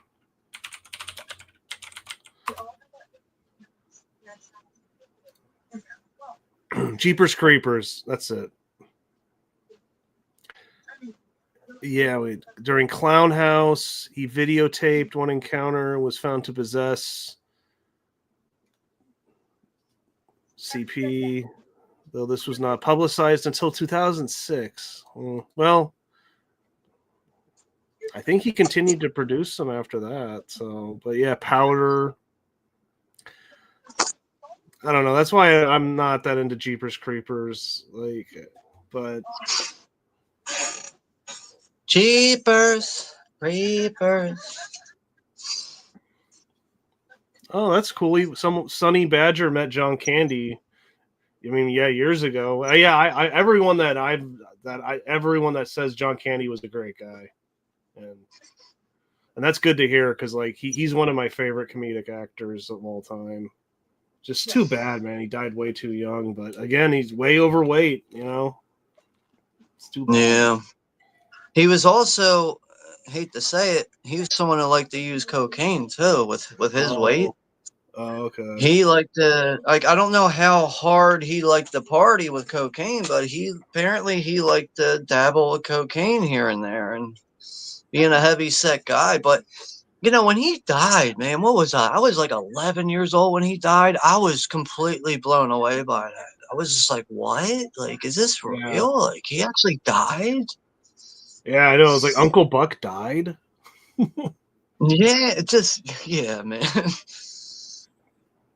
I mean, dude, Yeah. John Candy, that's another thing. Like, Planes, Trains, and Automobiles. That's a movie I like to watch annually around Thanksgiving. Him and Home Alone, his minor role in that.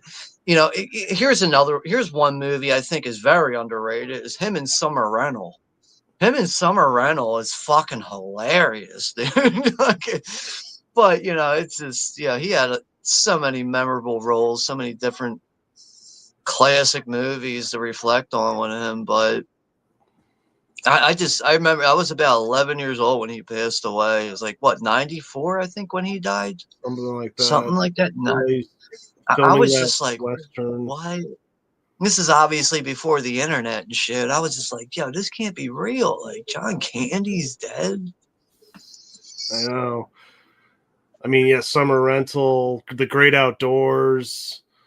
I think That's my another favorite one. is Uncle Buck with him, but I mean, he's got Yeah. so many great movies. Here's a quarter. Why don't you go down to the city and have them ratting all that all over your face or whatever that line is. Yeah, that scene's amazing because that lady's like, she's like, he's like, I don't think I want to meet a 6-year-old that isn't planning for her future or something. Yeah, here's a quarter. Why don't you go pay a rat to gnaw that thing off your face? Perfect. Oh And shit! then he like walks It out and never the gets music's old. going and it's so good. Yeah, Uncle Buck, man, that's like really either top three, top five classic John Candy. But like, I feel like The Great Outdoors and Summer Rental are two of the more underrated ones that are a little, just not as appreciated by people. Man, I love Yeah. those movies. Yeah, Wagons East, that's it. It's not even that good of a movie. And it's like they were filming in the middle of nowhere in Mexico, and he was way overweight.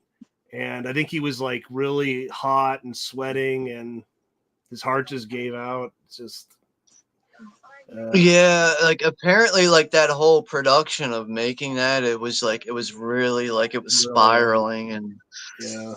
wasn't Billy Crystal involved with that movie too? I think for some reason, See, I could be thinking of something I else. honestly think I've only watched it once. What is So it called? now at the dinner here or the diner here, as the girls are talking, they're talking about the Vanishing Point movie, and obviously, the one Australian girl, Zoe, is the only one that's really familiar with the movie. And this is what leads up to the whole thing, the whole situation of how they end up going for the ride, and she's laying on the hood with the fucking belts tied on so she can hang on the hood. Right. They're actually talking about John Hughes movies right now. That's Vanishing random. Point, Dirty Mary, Crazy Larry, Gone in 60 Seconds, not the Angelina Jolie bullshit. We have an outdoor that plays Vanishing Point. No, they have an outdoor drive-in theater that plays Vanishing Point every week. But now the scene is moving on now to where we have Brandy's car there. Which is that's that yellow black strip Mustang, and now this guy from the either Happy Gilmore or Adam Sandler movies. The guy's like, he got that crazy voice. But yeah, Zoe gets out and she says, "Oh, I see you got a 1970 Challenger." Yeah, and then you got a 59th Survivor says Chris Farley died similar ways. His last film was also a Western comedy that isn't very good. Almost Heroes. Yeah, I know, it's so weird. yeah, I do. I loved Chris Farley too, man. That guy killed me, man. Yeah. Between like Tommy Boy and Black Sheep, I know Black Sheep's not really one of his more favored movies, but man, but unfortunately, Chris Farley was one of those people that was like, if I can live to be like 30 years old, I'm okay with that. Like, he did not want to take care of himself. And he was also the type of person that would like hang out with anyone that would give him attention. So like he would always hang out with like expensive hookers that were, and he was like willing to fucking pay them and do coke and shit and all this stuff. But I really think his peers, Chris Farley, his peers, his Saturday Night Live friends, they should have really been helping him out more, because I really feel like they just let him do whatever the fuck. And then once it was too late, it was like, oh shit, Chris is dead. Yeah. I think he had suffered from terrible depression. Really, it's that, and I think being around the wrong people. He liked to party too much, and I really think the guys he was working with should have done more to help him on a better path. Yeah, I mean, I think he liked coke too. Yeah, he liked coke and fucking strippers. He really did. But I mean, I don't know. Chris Farley just didn't see himself living a long life as it is, but. No. But now Zoe and the girls are, they're really pressing the point that they managed to find this white 70 fucking Challenger, and she wants to ride on it, and she wants to emulate everything going on in Vanishing Point.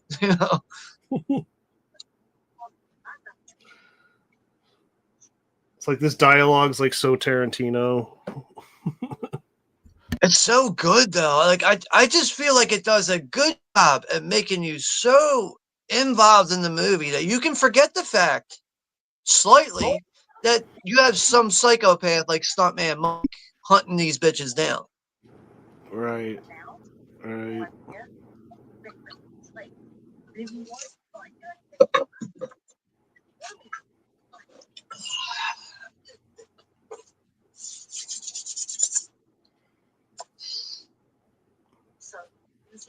That's your Twilight Zone craziness. What? Dan Aykroyd in that? Let's see where we're at in the chat. Yeah. This referral thing really fucks me up. That's another thing that's pissing me off. I know we got like 6 people in the chat. But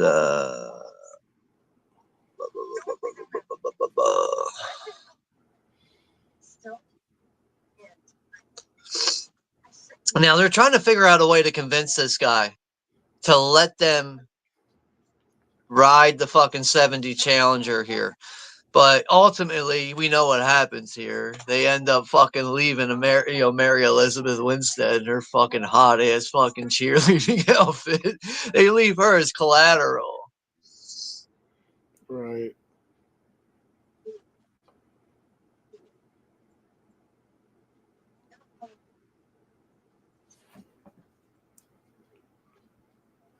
Oh, always wondered what John and Jim Belushi would be like together in a film. Yeah. That would be interesting, honestly. Very interesting.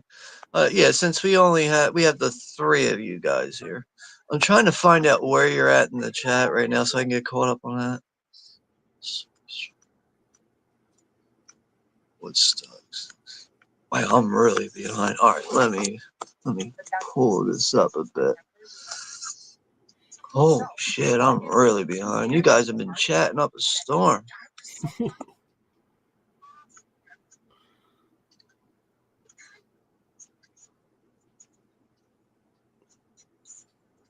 Oh, they were in 1941. That movie's terrible. Have you ever seen that Spielberg 1941 movie? Actually, no, I've never seen that one. It's terrible.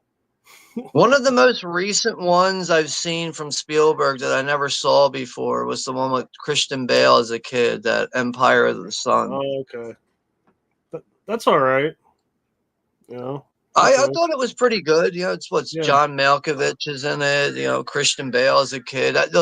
Christian Bale as a kid is like one of the reasons why I wanted to see it. I ended up finding it at a flea market for like $1, and I was like, all right, I could finally, see this on my TV now. Okay. I think here we go. James Belushi, Richard Lewis. I think we're talking about. And Ryan's here. Okay, we have Ryan's here. Hey, how's it going, Ryan? Thanks for stopping by here in the middle of the watch party. What's our timestamp actually? I know we're not. All right, we got like a half hour left. It looks like. Okay, so I'm at 109:45 is where I'm at. Died from the same died the same month but different days. John Candy died. Okay, all right, all right. Oh yeah, thanks for confirming that there, though, Ryan. But yeah, good to see you here, though.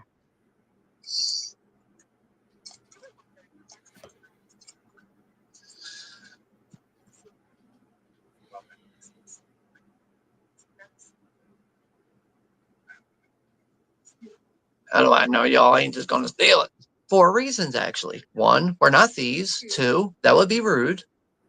And 3, we're staying at the Days Inn in town. You can call the hotel, check with the management. We're registered for the next month.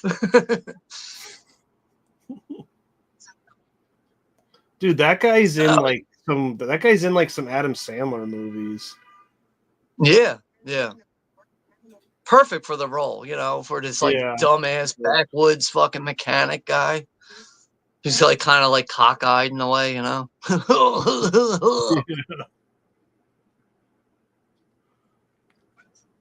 Why does she look kind of familiar? She's all passed out in the chair right now, so she don't even know. She don't know what the fuck she's in for right now. So they're gonna go ahead and show her spread out in that Allure magazine. Oh, she's in a cheerleader movie. What is it? A porno movie?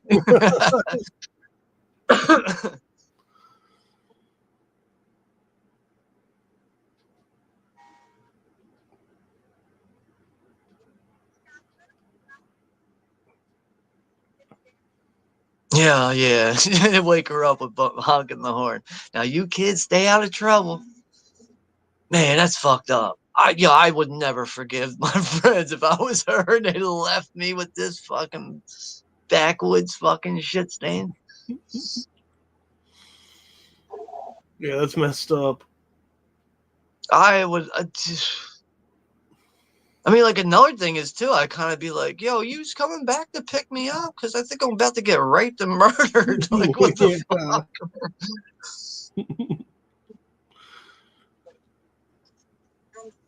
What's 59 saying? He was sweating profusely. They said he died very tragically. John Candy. So Chris Farley is the other in so many similar steps. His last film was a Western comedy. Yeah, Almost Heroes. And, didn't he do that? What's that ninja movie he did? Beverly Hills Ninja. Yeah, Beverly Hills Ninja, right? Fuck. Oh, Chris Farley, man. That guy made me laugh with some real pain in my gut.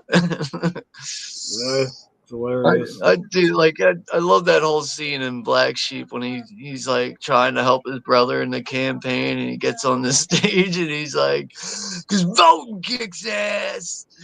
'Cause if voting kicks ass, you got some kick ass shit. I sure gonna go for some peanut butter cups or some cupcakes right about now." And then he slides across the stage. I should go back and watch that. Dude, it's all right. It's not the best movie, but I think it provides some great laughs. So why not vote for Mike Connolly? Fucking yeah, because I was born in the USA. And then he gets to the whole part of with the Jamaicans that he's like hanging out and smoking weed with, and he's like, "Kill Whitey!" And the whole crowd goes silent.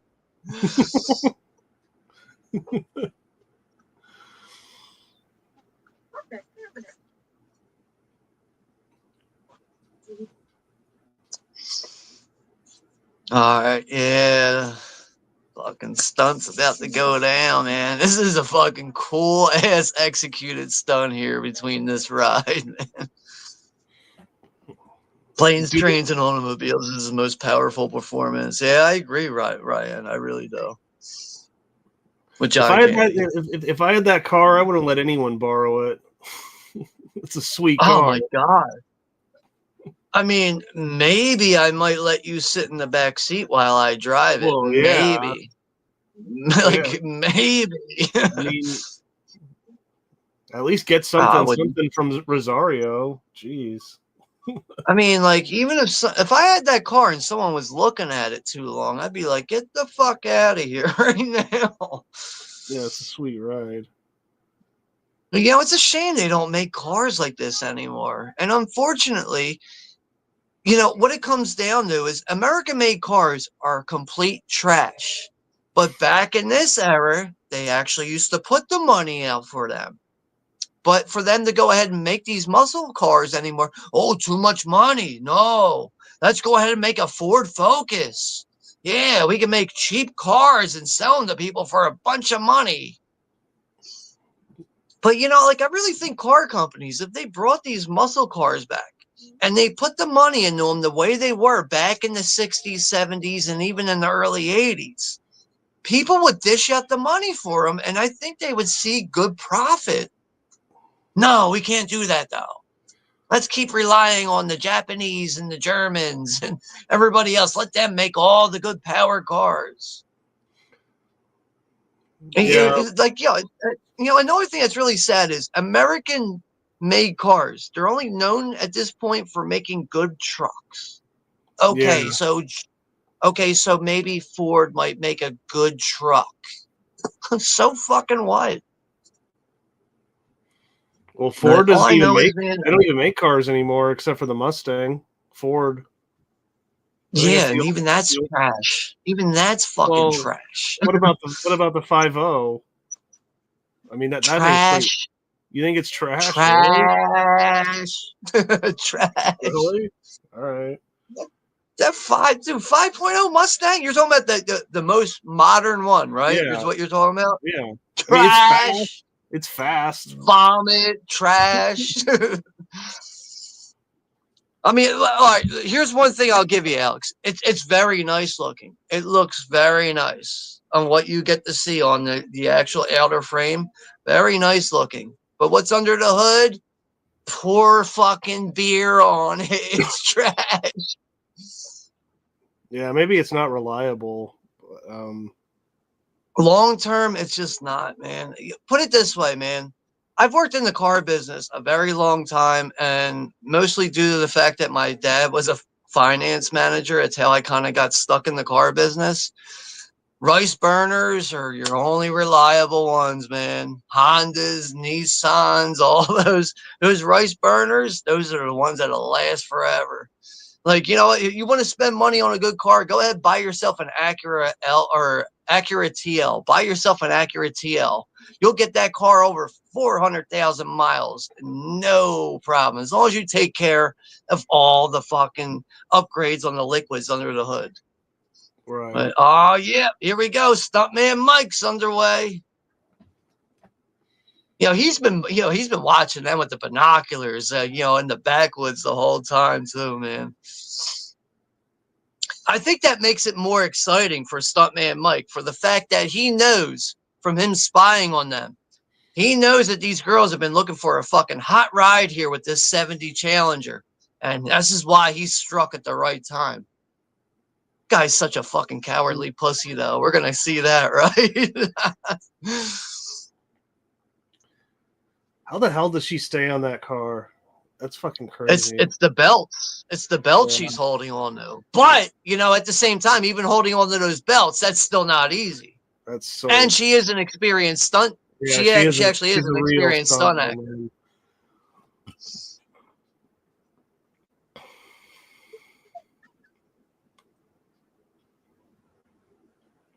I almost feel like in her position, like once Mike lets up, I would stand up on the hood of that car and jump off that shit, man. But they are going really fast, so that's a lot easier said than done. Yeah.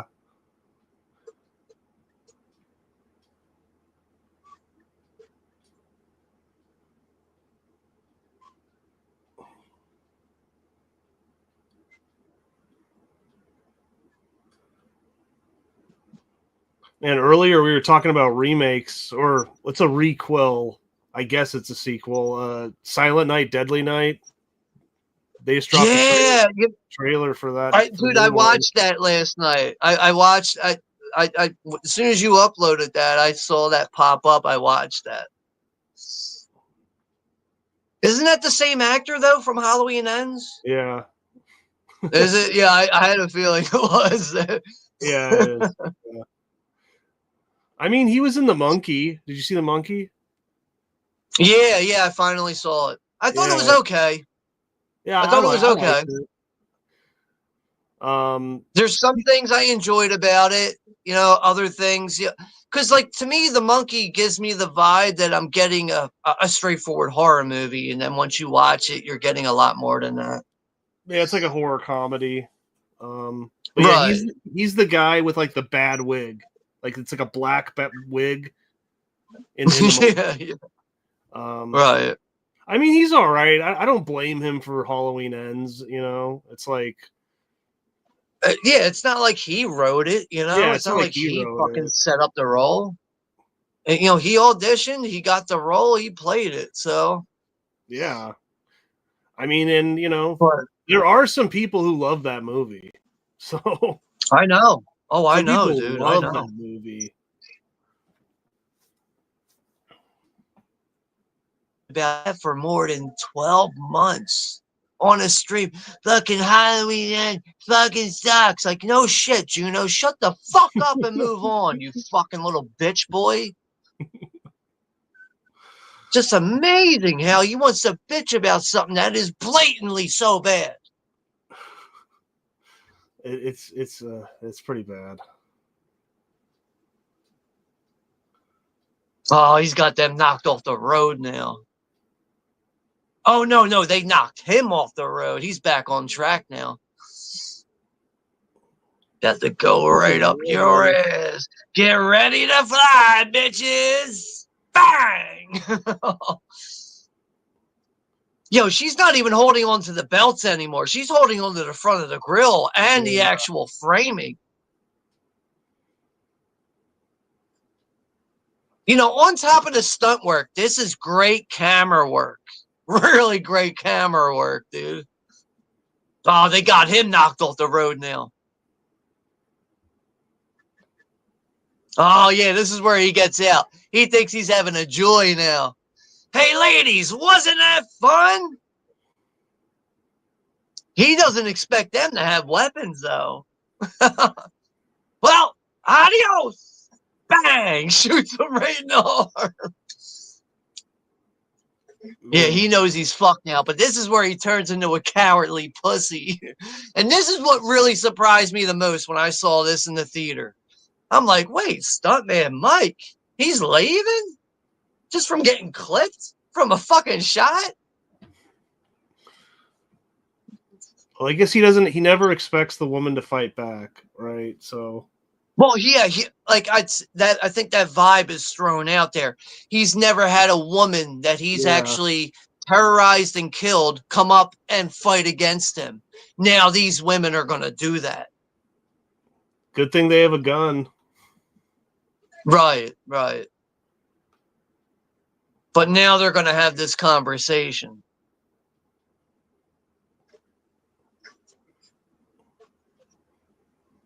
And they're laughing about it while crying. Oh, you guys look like shit. Who died? Dude, I think that chick would be dead. Like that was on the hood. She'd be dead. That or, definitely on a gurney to the hospital. Yeah, something like that. Hospital. Probably paralyzed. Yeah. Oh, I never noticed that patch on her jacket. It says the Stunt Guild of New Zealand. New Zealand, huh? I think the girl Zoe is from New Zealand. Oh. I think, but the black girl is the one wearing the jacket. I think it is Zoe's jacket, though. What's her name? Zoe Bell? Is that it? Yeah, I think that's it, Zoe Bell. But apparently she is one of the more well-known female stunt women. Yeah, she's in a number of Tarantino movies and other stuff. Yeah, plenty of other stuff where you don't really get to, see her face, like clearly see her face. He's like, oh, yeah, fuck that shit, bitch. We're going to go get that motherfucker. Giddy up, girl. Yeah, you ain't going to let him get off easy. Even though he's got some, he's gained some fucking ground on them. Nah.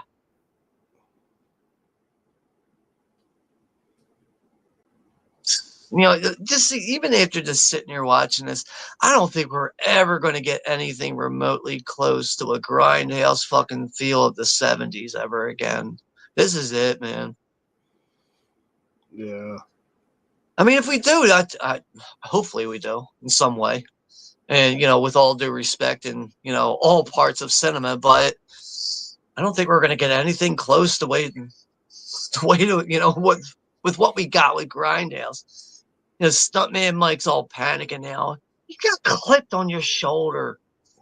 He's pouring a bottle of Jameson on his fucking shoulder right now. Like, dude, you barely got clipped. Calm the fuck down. Aren't you a stuntman? You've probably have had tons of injuries. Exactly, right? He's got the scar on his face. Like, chill the fuck out. But, you know, Kurt Russell plays the part to a T. Yeah. Oh man, dude, that I freaking hate that. I hate that whiskey. I think that's Four Roses. Ugh. Is that what it is? I thought it was Jameson. I think you're right now. I can see it a bit more. Remember me and my friend Jake we had a bottle of that, and I just thought it tasted like I don't know, like it almost tastes like how you think potpourri would taste or something. Oh, potpourri. Yeah. It's not a good taste. Yeah. Damn, yo, what a good shot. Yo, he's taking a swing of the whiskey. He looks in the rearview mirror and they just slam him right in the ass. She starts banging him with that fucking random paw. Where the fuck you think you're going? Man, what a pussy. Get the fuck out of that car and kill those bitches. He's such this hard ass psychopath. Oh man. Damn, dude. Zoe Bell, man, she knows how to jump into a fucking car, doesn't she? Without the door open, right? And don't fuck with her. I'm done with your ass now, motherfucker. Yo, his car is shot to shit, man. His car is shot to shit. Theirs is banged up, but it's not as bad as his. Yeah. Oh, yeah, bitch, I'm a bust a nut up in this bitch right now. I'm the horniest motherfucker on the road. Booyah, bitch. Whoo. They hit that random boat on the side. She's like, did we just hit a boat?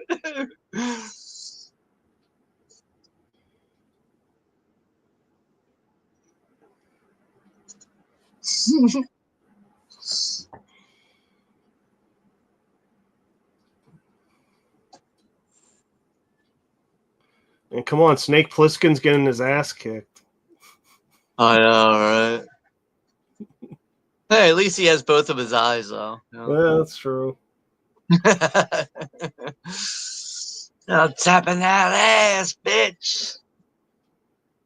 Dude, the back of his wheel frame, you know, the car's about to come off of that shit. It almost looks like the same scene in Motel Hell in that little river. Maybe it could be. Who knows?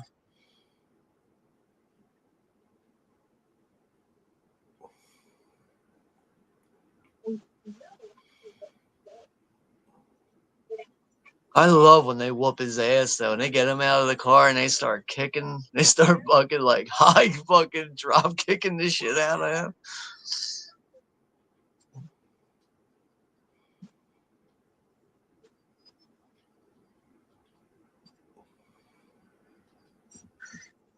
Damn, yo, they fuck up a motorcyclist.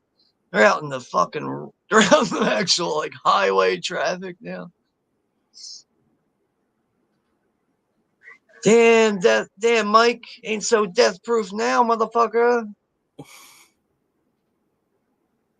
His car is shot to shit. Oh man, look at that motorcycle crash. Yeah, right. Yeah. That's what I'm saying. Like now they're out in actual like like public traffic on like like in the main roads. They're driving around with like 2002 Ford Tauruses and all this American made trash.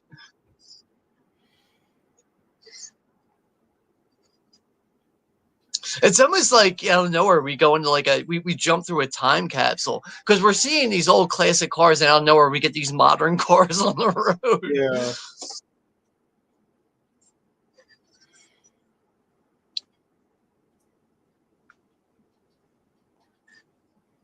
Wonder if these are replicas or if they actually got an old Nova and an old Challenger. I'm gonna say that these are actual real cars and they probably had backup replicas. Because when it comes to making movies, you don't just have one car. That's You true. probably have a legit one that you keep pristine, and then you have other ones that you beat up. Because Yeah. one example of that is John Carpenter's Christine, that 58 Plymouth Fury, I think it was. They actually used 28 of those cars to film that movie. 28. That's a Wow. lot. And that's a rare car too. Yeah. But like back in 83 when they were filming that, I guess it was probably easier for them to, Easier. obtain all that stuff, but still. Like, all right, so maybe you can find all that stuff. That stuff costs a lot of money. 28 of those cars? But I see we got Stephanie H is here. Hey, Stephanie H, thank you for stopping by here at the end of the movie. You're pretty much the best the best part of it.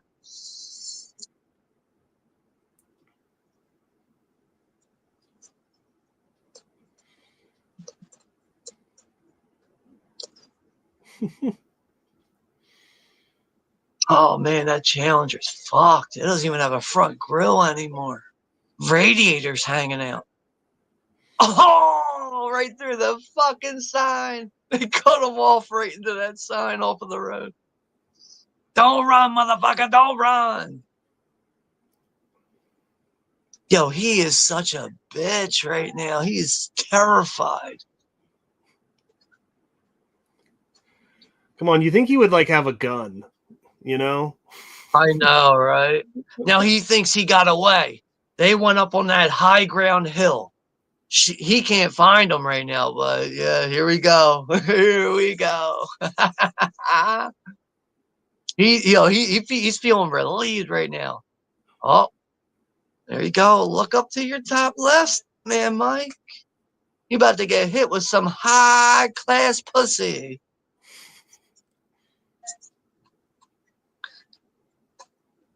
Please don't dead end. Please don't dead end. Please don't dead end. They all start saying, please don't dead end. Oh, there the motherfucker is. Get him, get him, get him. Little too early for you there, stuntman Mike. Damn. Gave him the pit maneuver. Made his car flip.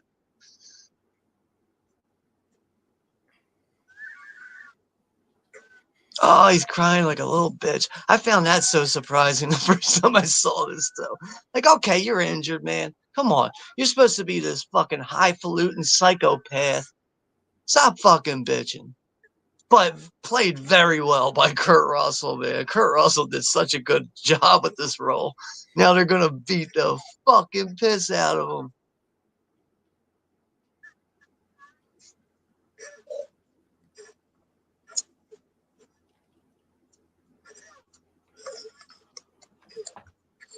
I see Schmarlos is here. Had some vegetables today. Hey, what's up there, Scott? Thanks for stopping by there, Schmarlos. We are coming up on the end of the stream here very soon. Just trying to make sure I'm not missing any comments. And there it is. The end. Stuntman Mike. Got what was coming to him. Hey, hey, hey. What's the song?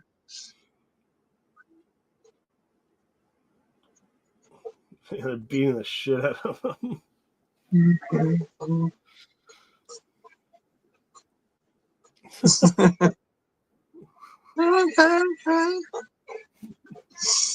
Such a good ending, but yes, there it is. That's the end of Death Proof and the end of Grindhouse, everyone. All right, so we're gonna go ahead and close this one down Oh here very man! soon. And she puts a boot in his head. Right, to top it off, right? All right, we're gonna go ahead and close this one down here. But yeah, we got 5 people left here in the chat. The next time I'll be live here on the channel. Not exactly sure right now. I will keep you all updated through community posts, but yeah, thank you all very much for joining us here for this double feature with Grindhouse for Planet Terror and Death Proof. We'll see you all in the next one, and yeah, like I said, I'll keep you all updated. So take care, be safe, and have a good time. Be safe. Take care of yourselves. So, Later, everyone. have a good night now.